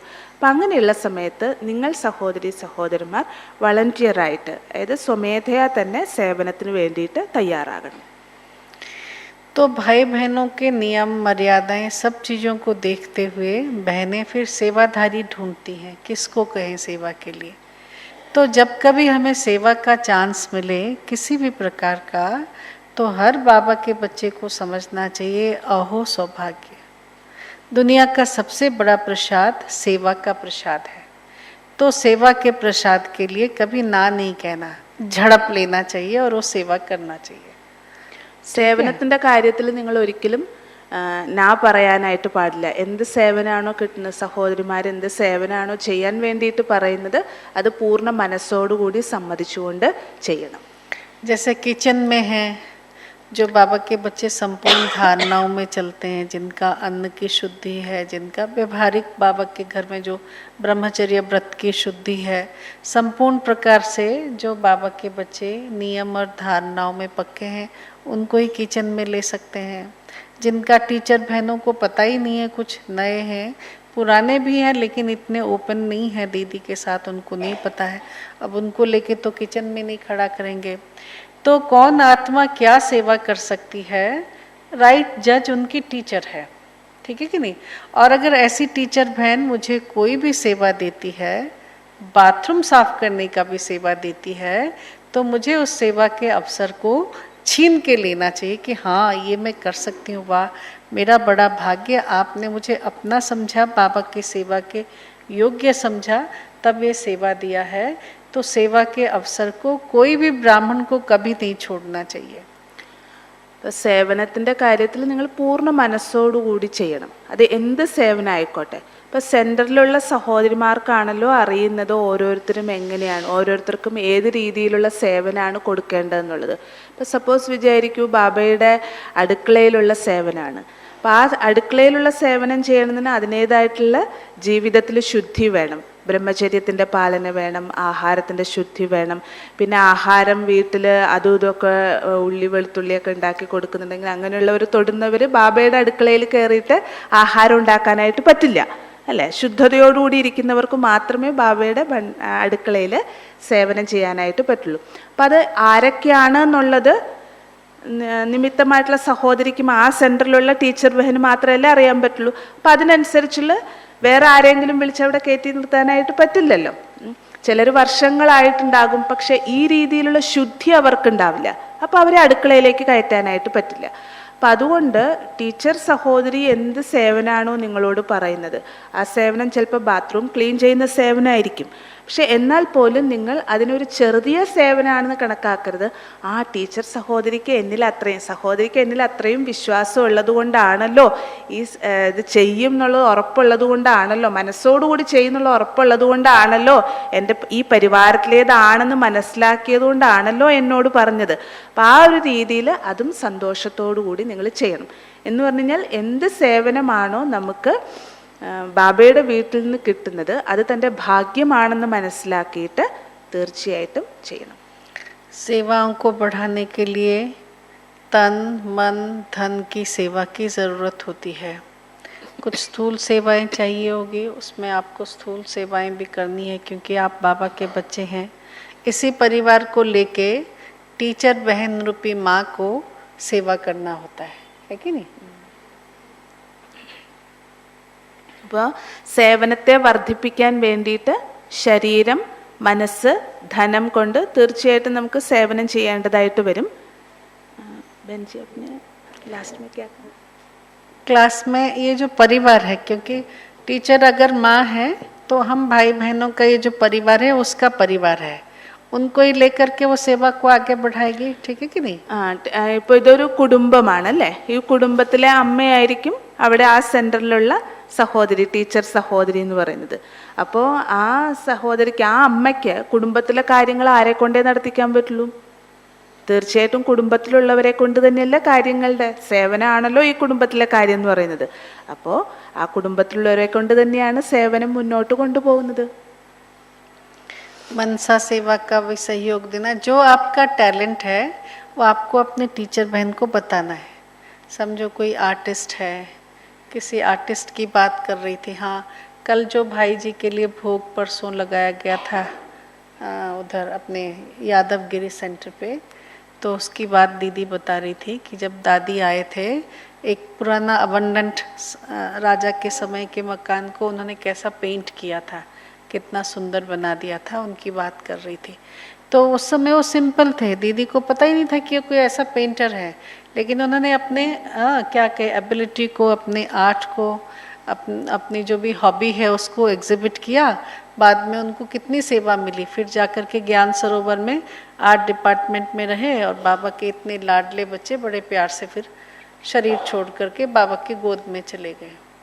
तो हमें भी अपने जो भी हमारा टैलेंट है, जो हमें आता है, उसके बारे में हमारे टीचर दीदी को पता होना चाहिए.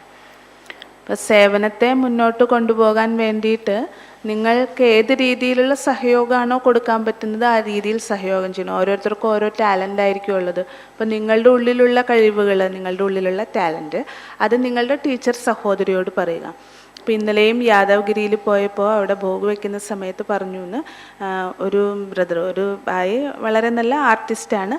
അദ്ദേഹം ഏതൊരു പഴയ പാലസ് പെയിൻറ്റ്, അതിൻ്റെ ഉള്ളിലുള്ള പെയിൻറ്റിങ് നല്ല രീതിയിൽ ഇത് ചെയ്ത് കഴിഞ്ഞപ്പോൾ അതിൻ്റെ എക്സിബിറ്റ് നടന്നു കഴിഞ്ഞപ്പോൾ അതിനുശേഷം അപ്പോഴാണ് ബെഞ്ചിക്ക് ആദ്യം അറിയില്ലായിരുന്നു ഇത്രയും നല്ല ആർട്ടിസ്റ്റാണെന്നുള്ളത്.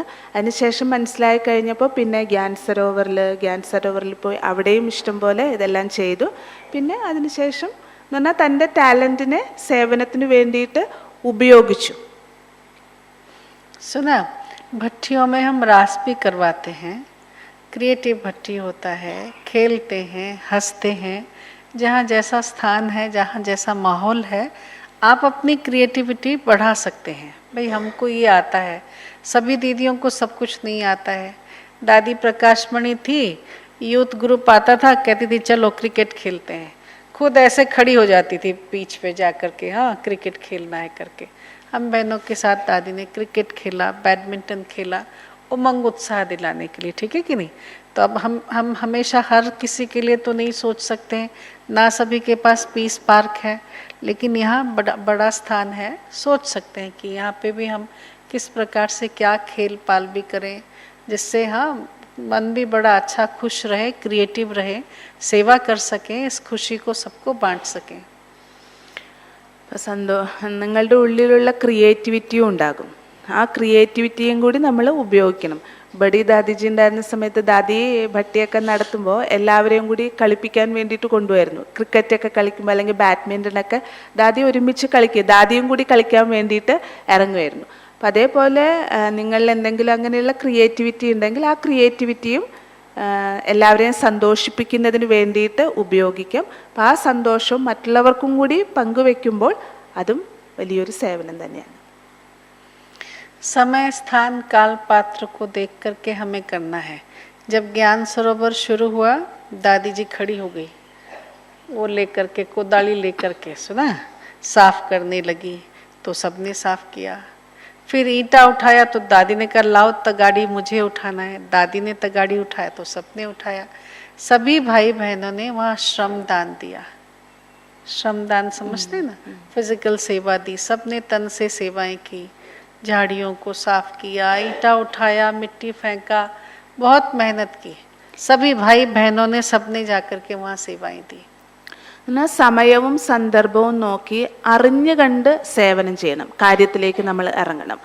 പറഞ്ഞിട്ട് വേണ്ട സേവനം ചെയ്യാൻ, അറിഞ്ഞു കണ്ട് നമുക്ക് സേവനം ചെയ്യാനായിട്ട് പറ്റുകയും വേണം, സമയവും സന്ദർഭവും നോക്കിയിട്ട്. ഗ്യാൻ സരോവറിൻ്റെ കൺസ്ട്രക്ഷൻ്റെ സമയത്ത് ദാദിജി സ്വയം ഇറങ്ങുമായിരുന്നു. ഇന്നടുത്ത് ക്ലീൻ ചെയ്യണമെന്നുണ്ടെങ്കിൽ ദാദി ആദ്യം എടുത്ത് അതുമായിട്ട് ഇറങ്ങും. ഇഷ്ടിക വണ്ടിയിൽ നിന്ന് ഇറക്കണമെന്നുണ്ടെങ്കിൽ ദാദി ആദ്യം അത് ചെയ്യുമായിരുന്നു. എന്ന് പറഞ്ഞു കഴിഞ്ഞാൽ കണ്ടിട്ട് പിന്നെ അനേകം പേര് സേവനത്തിന് വേണ്ടിയിട്ട് ഇറങ്ങുമല്ലോ. അപ്പം നിങ്ങൾ അതേപോലെ അറിഞ്ഞു കണ്ട് സേവനത്തിന് വേണ്ടിയിട്ട് ഇറങ്ങുമ്പോൾ മറ്റനേകം പേര് അതിൽ സഹയോഗിയാകാനായിട്ട് തയ്യാറാകുകയും ചെയ്യും. मधुबन में पहले पांडव भवन में हर साल, अभी भी वहाँ पे पोची होता है, पोची समझते, वाइट वॉश, तो अभी तो काम करने वाले आ गए हैं, लेकिन आज से 20-25-30 साल पहले तक सभी भाई बहनें खुद ही मिल करके, कोई भी आओ वहाँ रखा रहता था, आके पोची करो। सुना, वो काई को हटाना होता था ना, तो ऐसे ब्रश से उसको गंदे को साफ करना होता था, पानी को डालना होता था। मतलब हर सेवा, हर कार्य बड़ों ने करके सिखाया और करवाया भी सभी भाई बहनों से, ठीक है कि नहीं। जिन भाई बहनों ने तन की सेवा की, उनकी तन की तंदुरुस्ती बहुत अश्योर्ड रही. ഇപ്പം ശരീരം കൊണ്ടും നമ്മൾ സേവനം ചെയ്യണം. ആ ശ്രമദാനവും നമ്മൾ കൊടുത്തിരിക്കണം, ശരീരം കൊണ്ടുള്ള സേവനം. ആരാണോ ശരീരം കൊണ്ട് സേവനം ചെയ്യുന്നത് തീർച്ചയായിട്ടും അവർക്ക് ആരോഗ്യമുള്ള ശരീരം ലഭിക്കും. പാണ്ഡവ ഭവനിൽ എപ്പോഴാണോ വൈറ്റ് വാഷ് ചെയ്യേണ്ടി വരുന്നത്, ആ സമയത്ത് ഇന്നേക്ക് 35-40 വർഷങ്ങൾക്ക് മുമ്പ് ബാബയുടെ കുട്ടികൾ തന്നെയാണല്ലോ എല്ലാം ചെയ്തിരുന്നത്. ഇന്നത് പുറത്തുള്ളവർ വൈറ്റ് വാഷ് ചെയ്യാനൊക്കെ വേണ്ടിയിട്ടുണ്ടാകും. പക്ഷെ അന്നത്തെ കാലത്ത് ബാബയുടെ കുട്ടികൾ തന്നെയാണ് ചെയ്തിരുന്നത്. അപ്പോൾ അവർ തന്നെ എന്ത് ചെയ്യും, ദാദിജി അതിൽ സഹയോഗമാകുമായിരുന്നു. അപ്പം അവരെന്ത് ചെയ്യും, ആദ്യം ക്ലീൻ ചെയ്യണമല്ലോ വൈറ്റ് വാഷ് ചെയ്യണമെന്നുണ്ടെങ്കിൽ. അപ്പോൾ അതൊക്കെ ക്ലീൻ ചെയ്യും, ബ്രഷ് ഉപയോഗിച്ച് പിന്നെ വൈറ്റ് വാഷ് ചെയ്യും. എന്ന് പറഞ്ഞാൽ ഉദ്ദേശിക്കുന്ന ഇതാണ്, നിങ്ങളുടെ ശരീരം തീർച്ചയായിട്ടും സേവനത്തിന് വേണ്ടി ഉപയോഗിച്ചിരിക്കണം. सुना, तो हमें कोई भी फिजिकल, दादी ने एक बार बैठे बैठे देखा ये नक्की लेग कितना गंदा हो गया है, चलो हम साफ करते हैं. सुना, एक आवाज में दादी ने कहा. हर भाई बहन ने 8-8, 10-10 घंटे का श्रम का दान दिया. 15 दिन, 1 महीने, पता नहीं 2 महीने तक नक्की की सफाई चलती रही. याद है आप लोगों को? नक्की लेग याद है ना, उसकी सफाई हुई. 2-3 महीने तक काम चलता रहा. हर डिपार्टमेंट के हेड भाई बहनों तक भी, जो से बाकी जो पार्टी में भी भाई बहनें आए, सब ने जाकर के नक्की का वो गंदा मिट्टी, जो भी डेबरी गैबरी जो भी था, उसका सारा तगाड़ा उठा उठा के नीचे फेंका, आसपास सफाई किया. दादी खुद जाके खड़ी हुई, सब ने फटाफट कर लिया, हाथों हाथ सब ने किया वो काम.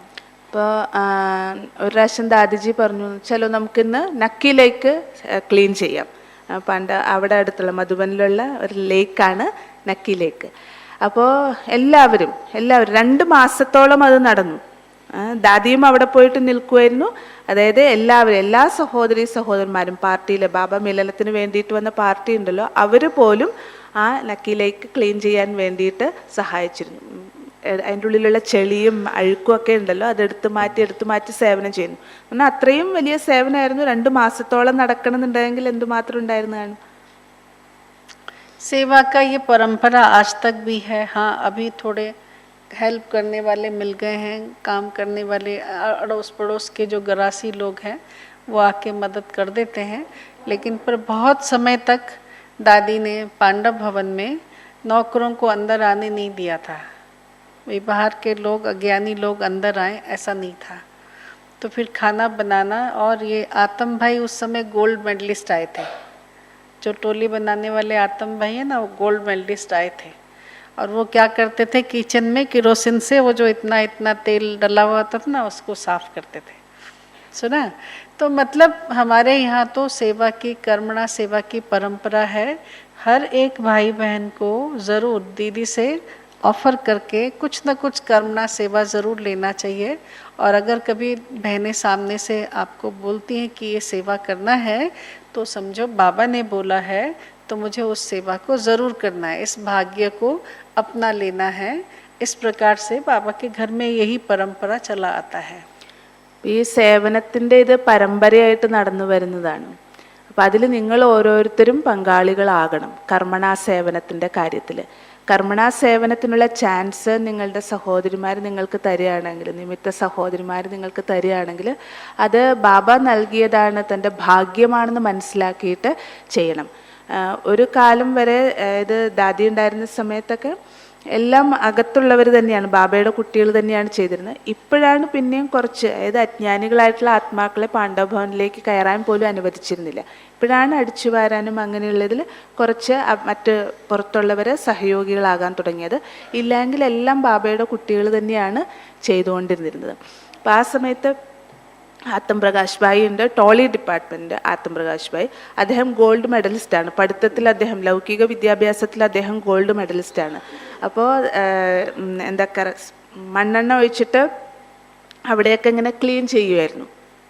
ഗോൾഡ് മെഡലിസ്റ്റ് ആയിട്ടുള്ള എന്ന് പറഞ്ഞാൽ എത്ര വലിയ പഠിപ്പുള്ളവരായിക്കോട്ടെ, എത്ര വലിയ ഉദ്യോഗമുള്ളവരായിക്കോട്ടെ, ഏത് സ്റ്റാറ്റസ് ഉള്ളവരായിക്കോട്ടെ, കർമ്മണ സേവനത്തിന് എന്തെങ്കിലും അവസരം കിട്ടുകയാണ് എങ്കിൽ അത് ചെയ്യാൻ ഒരിക്കലും മടി കാണിക്കരുത്, സന്തോഷത്തോടു കൂടി ചെയ്യണം. और एक बात याद आ रही है, कहा ना कि मैं लंदन तो नहीं जा पाई लेकिन ऑस्ट्रेलिया गई हूँ, और ऑस्ट्रेलिया में लगभग आधा ऑस्ट्रेलिया दीदी ने इसके बीच में घुमाया और वहाँ के सब सेवाओं की एक्टिविटीज़ को नज़दीक से देखने का बड़ा सौभाग्य मिला. वहाँ बहनें, उनको जॉब भी करना पड़ता है सेंटर चलाने के लिए, और सेंटर की सेवा भी लेनी पड़ती है. और जब बाहर से भाई बहनें आते हैं तो बहनों को तो अपनी जॉब में जाना पड़ता है, क्या करें. तो जो रिटायर्ड भाई बहनें हैं वहाँ के, उन लोगों ने सेवा की जिम्मेवारियाँ अपने ऊपर ले रखी है.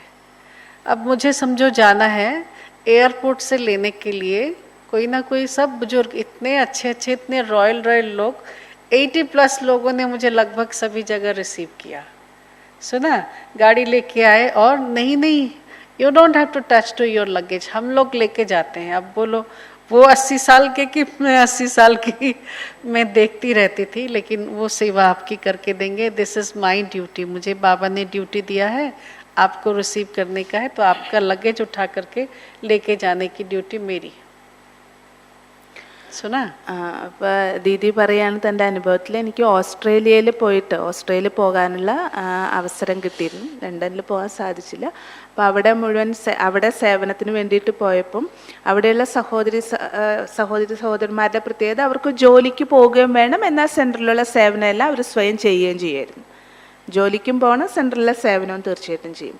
അപ്പോൾ ചില സമയത്ത് അങ്ങനെയുള്ളവർ ആരെങ്കിലുമൊക്കെ വരികയാണ് എങ്കിൽ, ഇപ്പോൾ ദീദി ഓസ്ട്രേലിയ ആ സമയത്ത് ചെന്ന സമയത്ത് ഇവർക്ക് ജോലിക്ക് പോകണമല്ലോ. അപ്പോൾ അവർ ജോലിക്ക് പോകും. ആ സമയത്ത് സേവനത്തിന് വേണ്ടിയിട്ട് ഈ റിട്ടയേർഡ് ആയിട്ടുള്ളവരുണ്ടായിരിക്കുമല്ലോ, അവർ സേവനത്തിന് വേണ്ടിയിട്ട് തയ്യാറായിട്ട് വന്നു.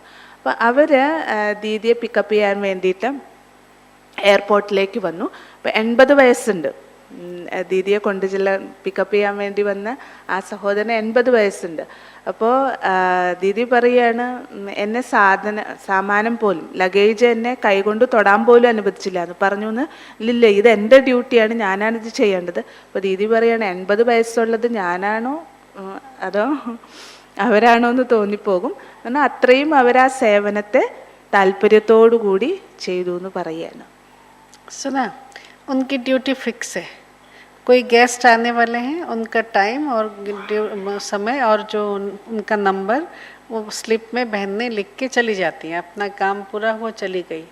उनको क्या खाना देना है, कहाँ पे क्या है, वो सब स्लिप वहाँ पे स्टिकर चिटका हुआ होगा, तो आपको बता देंगे कि ये स्टिकर्स हैं, इसमें ये लिखा है, उसमें से आपको क्या खाना है, क्या लेना है, कहाँ रहना है, वो सारा सिस्टम आपको बता देंगे. ഓരോ സർവീസിൻ്റെ ഡ്യൂട്ടിയും അവിടെ ഫിക്സ് ചെയ്തിട്ടാണ് പോകുന്നത്. അപ്പോൾ അവിടെ സെൻറ്റേഴ്സൊക്കെ നോക്കി നടത്തുന്നവരിൽ പലരും ജോലിക്ക് പോകുന്നവരും കൂടിയാണ്. അപ്പോൾ അവർ എല്ലാ കാര്യങ്ങളും, സേവനം ആരൊക്കെ ചെയ്യണം, ഇന്ന ഡ്യൂട്ടി, ഇന്ന സേവനം, ഇന്നവരെ, ഇന്നത്. ഇപ്പം എന്ത് ആഹാരമാണ് കൊടുക്കേണ്ടത്, എന്താ ചെയ്യേണ്ടത്, എല്ലാം ആരാണ് പോയിട്ട് കൊണ്ടുവരേണ്ടത്, എല്ലാ കാര്യങ്ങളും ഒരു സ്ലിപ്പ് എഴുതി തയ്യാറാക്കിയിട്ട് അവിടെ ഒട്ടിച്ചു വെച്ചിട്ട് ഇവർ പോകുന്നു. 1 मास ऑस्ट्रेलिया में रही और 3 दिन सिंगापुर रही। वहाँ की सेवाएं, वहाँ के भाई बहनों का डेडिकेशन, वहाँ के दीदियों का फैमिली पे कमांड, उस पर अगर पूरा अनुभव सुनाने लगूंगी तो कम से कम 3 दिन चाहिए, इसलिए वो नहीं सुनाती हूँ। बट जो चीज़ उसमें से बहुत ज़्यादा सीखने वाली बात है और आप भाई बहनों के लिए जो कनेक्टेड है वो ये है कि वहाँ बहनें बहुत कम हैं। कई सेंटर ब्रदर्स सेंटर है, भाइयों का सेंटर है, लेकिन सारे सेंटर की पूरी जिम्मेवारी गृहस्थी भाई बहनों ने अपने ऊपर ले रखा है। और राशन क्या है क्या नहीं है, किचन में कौन सी चीज़ चाहिए कौन सी नहीं चाहिए, क्लासरूम में फ्लावर वाज कैसा रखने से अच्छा रहेगा, कोई बेडशीट पुराना हो गया कि नया हो गया है, छोटी मोटी सब चीज़ों का ध्यान गृहस्थी भाई बहनें ही रखते हैं। वहाँ के जो पुराने स्टूडेंट हैं वो इन सब चीज़ों का पूरा ख्याल रखते हैं। एक ब्रह्मा कुमारी बहन मिलना माना एक देवी का जैसे प्राप्त हो जाना, इस प्रकार की फीलिंग है, क्योंकि समर्पित भाई बहनों की सब जगह बहुत कमी है। तो उस प्रकार से इतना रिस्पेक्ट के साथ, छोटी छोटी बहनों को भी इतना रिस्पेक्ट के साथ रखते हैं, बात मत पूछो। और वहाँ हमारी इवन इंडियन बहनें भी वहाँ जॉब करती हैं और सेंटर चलाती हैं। और सिस्टम मैंने उन लोगों का जो डेडिकेशन देखा बहुत अलग प्रकार का। 80-90 इयर्स की जो बहनें हैं, माताएं हैं, बहनें हैं, वो लोग बाबा के यज्ञों को संभालती हैं अपने पेंशन के पैसे से भी। हाँ, क्या है क्या नहीं है, वो इतना बड़ा गाड़ी लेकर के सब्जी खरीदने जाती हैं और लेकर के आती हैं। और फिर मतलब हर एक चीज़ जो है व्यवस्थित है, क्योंकि भाई बहनों ने व्यवस्थित रखा हुआ है। बहनें तो कितना कर सकती हैं, उनका भी एक लिमिटेशन है, क्योंकि घर चलाने का तो हम लोगों को अनुभव नहीं होता है। बहनें जब आती हैं, आप सोचो आपकी बेटियां जब इस उम्र में, मतलब जिस उम्र में हम लोग आए हैं उस उम्र में तो काफ़ी बार तो माताएं चम्मच से ही खिलाती होती हैं बहनों को, बच्चियों को पता ही नहीं होता है हाथ से भी कैसे खाना है। ऐसी ऐसी बाबा के घर की बच्चियां आई हुई हैं, बाबा के घर में समर्पित हुए हैं। तो उन्होंने अब दिल से जितना कर सकते हैं उन्होंने ज़रूर किया है। लेकिन सेवा वहाँ सफल हुई है जहाँ भाई बहनें मिल गए साथ में, और गृहस्थी भाई बहनों ने ज़्यादा जिम्मेवारी लिया, क्योंकि एक मैच्योरिटी होती है जो शायद उतनी मैच्योरिटी कुमार कुमारी भाई बहनों में नहीं होती है जितनी गृहस्थी भाई बहनों में होती है। तो वो अगर उस प्रकार से रिस्पॉन्सिबिलिटी लेते हैं, सेवा के लिए प्रोएक्टिव होते हैं, तो सेवाएं बहुत आगे बढ़ती हैं। ഗൃഹസ്ഥി സഹോദരി സഹോദരന്മാരെ നിങ്ങൾക്ക് ചെയ്യാൻ പറ്റുന്ന വളരെ വലിയൊരു സേവനം പറയുകയാണ്. നിങ്ങൾ സെൻറ്ററിനെ സ്വന്തം ഫാമിലി ആയിട്ട് കണക്കാക്കിയിട്ട് അവിടുത്തെ ഓരോ കാര്യങ്ങളും ചെയ്യുകയാണെങ്കിൽ അതെത്ര വലുതാണ്. കാരണം നിങ്ങൾക്ക് അനേക വർഷങ്ങളിലെ അനുഭവമുണ്ട്. ഇന്നത്തെ കാലത്തെ കുമാരിമാർക്ക് ഇത്രയൊന്നും ചിലപ്പോൾ ചെയ്യാൻ പറ്റിയെന്ന് വരില്ല. അപ്പോൾ ദീദി പറയുകയാണ്, ഞാൻ ഓസ്ട്രേലിയയിൽ 3 മാസത്തോളം ഉണ്ടായിരുന്നു, സിംഗപ്പൂരിൽ 3 ദിവസം ഉണ്ടായിരുന്നു. അപ്പോൾ അവിടുത്തെ സഹോദരന്മാർ എന്ന് പറയുന്നത് ജോലി ചെയ്തുകൊണ്ട് സെൻറ്റർ സംരക്ഷിക്കുന്നവരാണല്ലോ. ഈവൻ ഇന്ത്യയിലുള്ള ഇന്ത്യൻ സഹോദരിയാണ് അവിടെയാണെങ്കിൽ അവർ പോലും ജോലി ചെയ്തിട്ടാണ് സെൻറ്റർ നോക്കി നടത്തിയിരുന്നത്. അപ്പം അങ്ങനെയുള്ള സമയത്ത് ഇത്ര കൂടുതൽ സറണ്ടറായിട്ടുള്ള സമർപ്പിതരായിട്ടുള്ള സഹോദരന്മാർ അവിടെ ഉണ്ടായിരുന്നില്ല. അതുകൊണ്ട് ഫാമിലി മെമ്പേഴ്സ് തന്നെയാണ് സെൻറ്ററിൻ്റെ ഓരോ കാര്യങ്ങളും നോക്കി നടത്തിയിരുന്നത്. പക്ഷെ അവർ അത്രയും ഭംഗിയായിട്ടാണ് സെൻറ്ററിനെ സംരക്ഷിച്ചിരുന്നത്. ഇത്രയും വെൽ അറേഞ്ച്ഡ് ആണ്. അവർക്ക് ഓരോ കാര്യവും നന്നായിട്ടറിയാം. ഗൃഹസ്ഥി അവിടുത്തെ പറയുകയാണ്, ആ ഗൃഹസ്ഥി സഹോദരന്മാർ അങ്ങനെയാണ് സേവനം ചെയ്തിരുന്നത്. അവർക്ക് സെൻറ്ററിൽ ഈവൻ എങ്ങനെയാണ് ഫ്ലവർ വാസ് വെക്കേണ്ടത്, കിച്ചണിൽ എന്തൊക്കെയാണ് ഇല്ലാത്തത്, എന്തൊക്കെയുണ്ട്, ഏത് രീതിയിൽ വേണം, എല്ലാ തരത്തിലുള്ള കാര്യങ്ങളും വളരെ നോക്കി നടത്തി നല്ല ഭംഗിയായിട്ട് അവർ ചെയ്തിരുന്നു. ഇന്നത്തെ കാലത്തെ കുട്ടികളുടെ ചിലർക്കെന്ന് പറഞ്ഞു കഴിഞ്ഞാൽ അവർക്ക് സ്പൂൺ ഫീഡിങ് ആയിരിക്കും എന്ന് പറഞ്ഞു കഴിഞ്ഞാൽ എല്ലാം വായിൽ വെച്ച് കൊടുത്തു കഴിഞ്ഞാലേ നടത്തുള്ളൂ. അപ്പോൾ അവർക്ക് ഇത്രയൊന്നും കാര്യങ്ങൾ അറിഞ്ഞിരിക്കില്ല. പക്ഷെ ഇവർക്കെന്ന് പറഞ്ഞു കഴിഞ്ഞാൽ ആ രീതിയിലുള്ള അനുഭവം ഉണ്ടല്ലോ. അപ്പോൾ ആ അനുഭവത്തിൻ്റെ ആധാരത്തിൽ സേവനം ചെയ്യാൻ പറ്റും എന്ന് പറയുകയാണ്. അപ്പോൾ അവിടെ അങ്ങനെയാണ് ചെയ്തിരുന്നത്. 80-90 വയസ്സായിട്ടുള്ളവർ പോലും അത്ര ഉഷാറായിട്ട് വണ്ടി എടുത്തുകൊണ്ട് പോയി സബ്ജി വാങ്ങിച്ചുകൊണ്ട് വരികയും അങ്ങനെ എല്ലാ പ്രകാരത്തിലുള്ള സേവനവും അവർ ചെയ്തിരുന്നു. എവിടെ എന്ത് സേവനത്തിൻ്റെ ആവശ്യമാണ് ഉണ്ടെന്ന് തോന്നുന്നത് ആ സേവനം അവർ ചെയ്തിരുന്നു.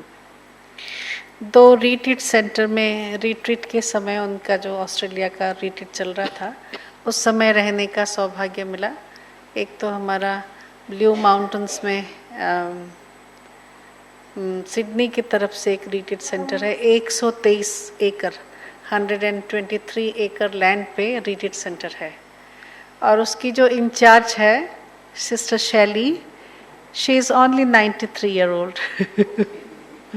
ऐसे मतलब बैंड हो गई है शरीर, लेकिन इतनी स्वीट है कि अगर आपको वो एक बार दृष्टि देके ऐसे स्माइल करती है तो आपका वहाँ जाने का जो भी थकावट होगा वो पूरा दूर। സിഡ്നിയിലുള്ള റിട്രീറ്റ് സെന്ററിന്റെ കാര്യം പറയുകയാണ്. അവിടുത്തെ സിസ്റ്റർ എന്ന് പറഞ്ഞാൽ 93 വയസ്സുള്ള സിസ്റ്ററാണെന്ന്. അവരുടെ അടുത്ത് ചെന്ന് അങ്ങനെ ദൃഷ്ടിയൊന്ന് വാങ്ങുകയാണെങ്കിൽ തന്നെ നമ്മുടെ ഉള്ള ക്ഷീണവും കൂടി മാറും. അങ്ങനെയായിരുന്നു. जब रिट्रीट चलता है आपको लगता है शायद रिट्रीट निवासी इतने लोग हैं, इतना काम हो रहा है, सब्जियां आ रही है, चीज़ें आ रही हैं, दूध आ रहा है, खाना बन रहा है, कपड़े धुल रहे हैं, आयरन हो रहे हैं, सेटिंग हो रही है, क्लासरूम का सजावट, ये वो आप देखते हैं। मेरा भी ऐसा ही प्रोग्राम था। रिट्रीट के बाद मुझे दीदी के साथ चले जाना था वहाँ से, लेकिन किसी कारण से भाई बहनों ने किसी ने कुछ कहा कि भाई बहन क्लास कराए करके, तो मुझे और 4 दिन वहाँ दीदी के पीछे से रहना पड़ा। रिट्रीट के बाद 4 दिन रहना पड़ा ताकि आसपास के एरिया में क्लास कराने जाऊँ। അപ്പോൾ അവിടെ എനിക്ക് 4 ദിവസം നിൽക്കേണ്ടതായിരുന്നു. റിട്രീറ്റിന് വേണ്ടിയിട്ടാണ് പോയത്. അപ്പോൾ ഒരു റിട്രീറ്റ് സെൻ്റർ ആകുമ്പോൾ നിങ്ങൾക്കറിയാമല്ലോ എന്തെല്ലാം അറേഞ്ച്മെൻറ്റ്സ് ആണ് അവിടെ നോക്കി നടത്തേണ്ടത്. എല്ലാ കാര്യങ്ങളും നോക്കണമല്ലോ, അടുക്കളയിലത്തെ കാര്യങ്ങൾ, ബാക്കിയുള്ള ഹാളിൻ്റെ എല്ലാ കാര്യങ്ങളും നോക്കണം, അറേഞ്ച്മെൻറ്റ്സിൻ്റെ. അപ്പോൾ ഞാനവിടെ റിട്രീറ്റ് നടത്താൻ വേണ്ടിയിട്ടാണ് പോയത്. അപ്പോൾ റിട്രീറ്റ് കഴിഞ്ഞ് വീണ്ടും എനിക്ക് 4 ദിവസം കൂടി നിൽക്കേണ്ടതായിട്ട് വന്നു. तो देखा कि वो 80 साल के जो बुजुर्ग लोग थे वो भी वर्किंग थे, सब घरों में रहने वाले काम करने वाले लोग थे। रिट्रीट सेंटर निवासी 3 या 4 जने, 123 एकड़ ज़मीन पे 3 या 4 जने रिट्रीट निवासी, बाकी सब ये जो भाई बहनें हैं उन्होंने छुट्टियां ले रखी थी और यहाँ आके सेवाएं दी। सुना, और हर एक चीज़ को इतना परफेक्टली सबने संभाला, आप इतना सा भी कुछ नहीं सोच सकते कि हो कैसे रहा है कारोबार। അപ്പോൾ അത് ആ റിട്രീറ്റ് സെൻ്റർ എന്ന് പറഞ്ഞാൽ 123 ഏക്കറിലുള്ള റിട്രീറ്റ് സെൻ്ററാണ്. അപ്പോൾ എത്ര വലുതായിരിക്കും. അപ്പോൾ അവിടുത്തെ കാര്യങ്ങളും അതുപോലെ ഉണ്ടായിരിക്കുമല്ലോ.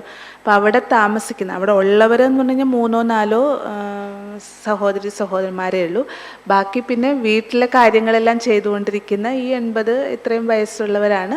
അവിടുത്തെ കാര്യങ്ങളെല്ലാം ഈ റിട്രീറ്റ് കഴിഞ്ഞതിന് ശേഷം പല പരിപാടികളും ഉണ്ടായിരിക്കുമല്ലോ, ക്ലീനിങ് അതും ഇതൊക്കെ ഉണ്ടായിരിക്കുമല്ലോ, അതെല്ലാം അവർ അത്രയും ഭംഗിയായിട്ട് ചെയ്തു എന്ന് പറയാണ്. फिर मेलबर्न रिट्रीट सेंटर में रहे, वो भी 34 एकड़ लैंड में बहुत बड़ा सा एक रिट्रीट सेंटर है उनका। तो वहाँ पे भी देखा जब रिट्रीट चल रही थी बहुत भीड़, ये भी बन रहा है वो भी बन रहा है, ऐसा हो रहा है वैसा हो रहा है। वहाँ पे भी ऐसे ही हुआ कि मुझे प्रोग्राम मेरा रीशेड्यूल हुआ। वहाँ पे भी 4-5 दिन एक्स्ट्रा, 6-8 दिन एक्स्ट्रा रहना पड़ा दीदी के जाने के बाद भी। तो वहाँ देखा, वहाँ तो सब यंग लोग लग रहे थे, सब जॉब करते हैं। इवन जो ब्रह्मा कुमारी बहनें, वाह क्या सुंदर साड़ी बैच के साथ थी, नेक्स्ट डे देखा तो सब पैंट शर्ट में अरे क्या, नहीं सब जॉब करते हैं। अच्छा, संभालता कौन है, क्या संभालते थे। वहाँ का सिस्टम और भी बहुत सारी चीज़ें अच्छी लगी, लेकिन ये देखा कि भाई बहनों का बाबा के घर के प्रति जो दिल का रिश्ता है, वो चाहे घर में रह रहे हैं लेकिन समर्पित जैसे भाई बहनें हैं, और पूरी समर्पणमयता के साथ सेवा करते हैं। नौकरी भी कर रहे हैं, सेवाएं भी कर रहे हैं। बुजुर्ग भाई बहनें, उनका ओल्ड एज होम जैसा होता है ना, वैसे में मतलब रह रहे हैं, कुछ बाबा के घर में रह रहे हैं। बाबा के घर में रह कर के भी 80-85 साल की उम्र में भी वो काम करते हैं, जा कर के कहीं हेल्प करके आते हैं।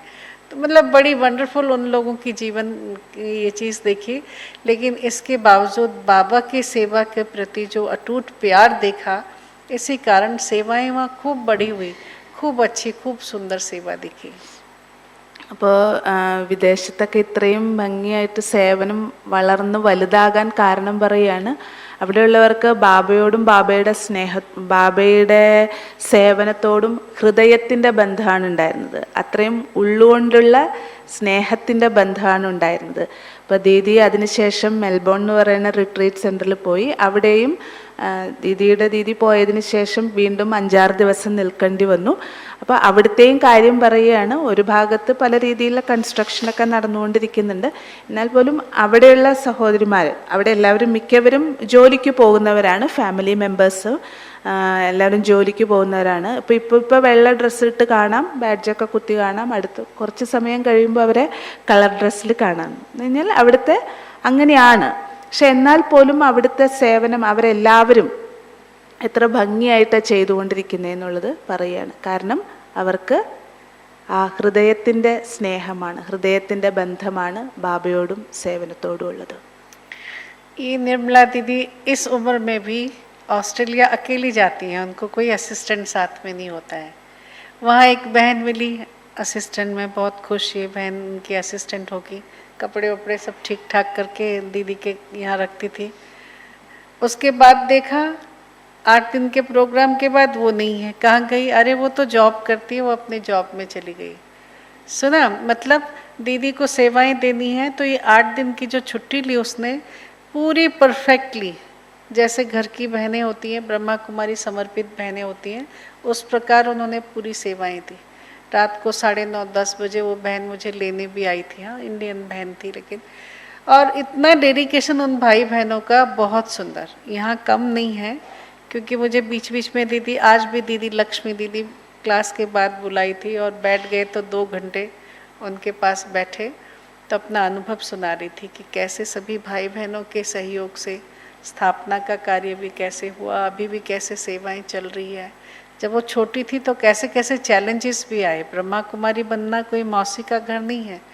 कितनी बातें आई, लेकिन सब बातें बाबा ने कैसे उड़ा दिया. सबसे अच्छा जो गुण उनमें दिखाई दिया वो है ट्रांसपेरेंसी.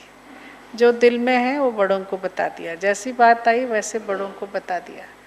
तो मतलब बहुत सारी चीज़ें आगे बढ़ कर के उनको एम्पावर करती रही. आज देखो कितनी बड़ी सेवाएं संभाल रही हैं.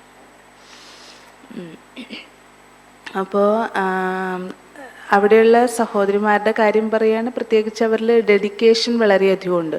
ഇവിടെയും കുറവൊന്നുമല്ല. നിർമ്മല ദീദി, നമുക്കറിയാം ഡോക്ടർ നിർമ്മല ദീദി ഇപ്പോഴും വിദേശത്തേക്ക് ഓസ്ട്രേലിയയിലേക്ക് പോകണമെന്നുണ്ടെങ്കിൽ കൂടെ ആരും ഉണ്ടാവില്ല, ഒറ്റയ്ക്ക് തന്നെയാണ് പോകുന്നത്. ദീദി അവിടെ ചെല്ലുമ്പോൾ അവിടെ അസിസ്റ്റ് ചെയ്യാനായിട്ട് ഒരു സഹോദരി ഉണ്ടാവും. ഇപ്പോൾ 8 ദിവസത്തേക്കുള്ള പ്രോഗ്രാം ആണെങ്കിൽ ആ 8 ദിവസം അവിടെ ഒരു സിസ്റ്റർ കൂടെ ഉണ്ടാവും, വേണ്ട കാര്യങ്ങളൊക്കെ ചെയ്തു കൊടുക്കും. അത് കഴിഞ്ഞ് കഴിഞ്ഞാൽ പിന്നെ ആളെ കാണില്ല. അപ്പോൾ ആളെവിടെ പോയെന്ന് ചോദിക്കുമ്പോൾ പറയും ജോലിക്ക് പോയി. പറഞ്ഞാൽ എത്രയാണോ അവരെ ആ സേവനത്തിന് വേണ്ടി ഏൽപ്പിക്കുന്നത് ആ സേവനം ഭംഗിയായിട്ട് അവർ ചെയ്യുന്നു. ഏതുപോലെ സെൻട്രൽ തന്നെ നിൽക്കുന്ന ഒരു സമർപ്പിത സഹോദരി ചെയ്യുന്നു, അതുപോലെ അവർ ആ കാര്യങ്ങൾ ചെയ്യുകയാണ്.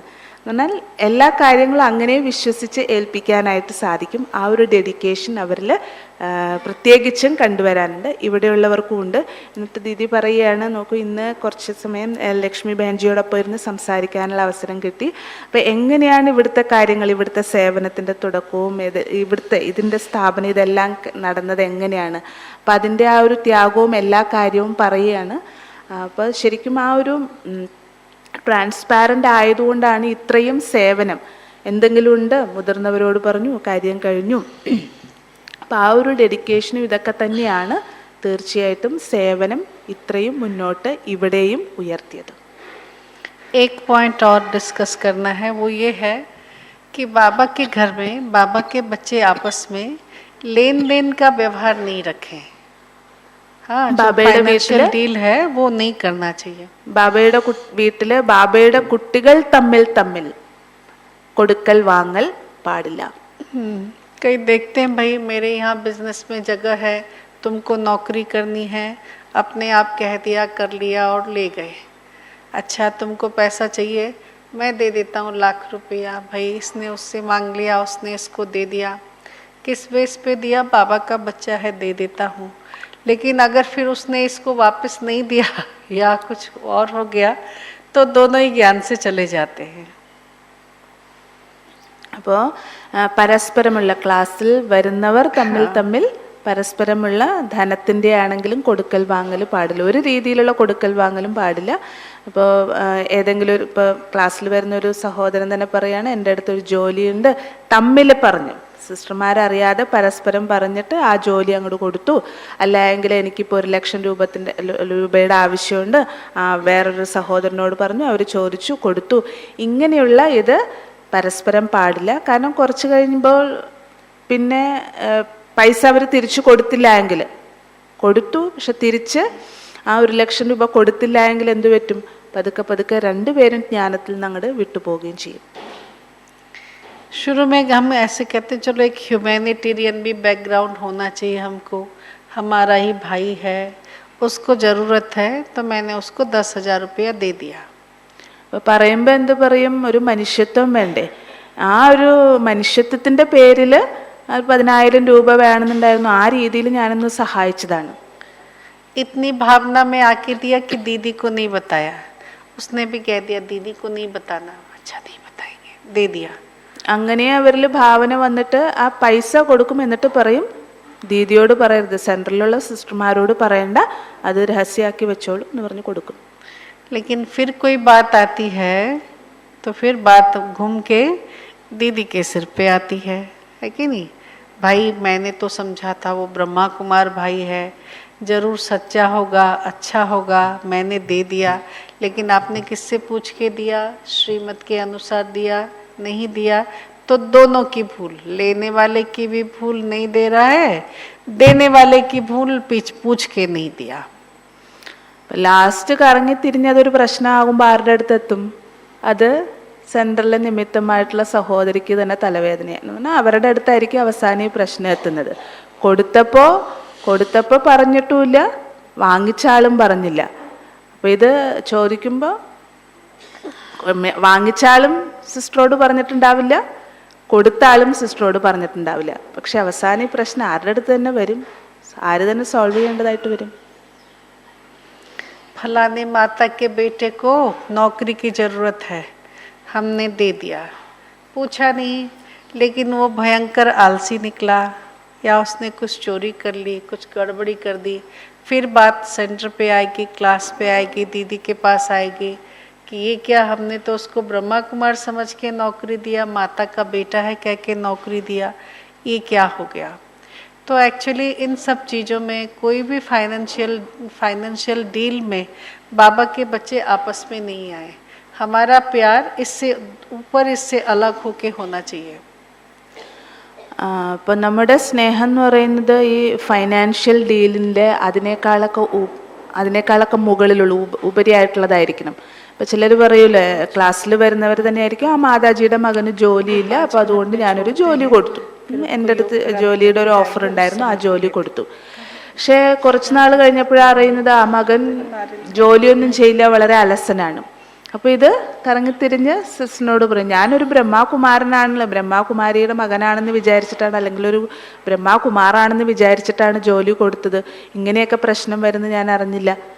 പക്ഷേ നോക്കൂ, ദീദി പറഞ്ഞു തരികയാണ്, അത് നമ്മൾ ശ്രീമത്തിന് വിരുദ്ധമായിട്ട് കാര്യങ്ങൾ ചെയ്യാണ്. അതുകൊണ്ട് പരസ്പരം കുമാരിമാർക്ക് പരസ്പരം ഫൈനാൻഷ്യലായിട്ടുള്ള ഒരു ഡീലും പാടില്ല. നമ്മുടെ സ്നേഹം എന്ന് പറയുന്നത് ഇതിനേക്കാളെല്ലാം മുകളിലുള്ളൊരു സ്നേഹമാണ്.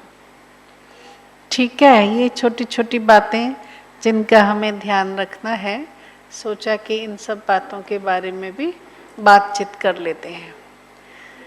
ओम शांति.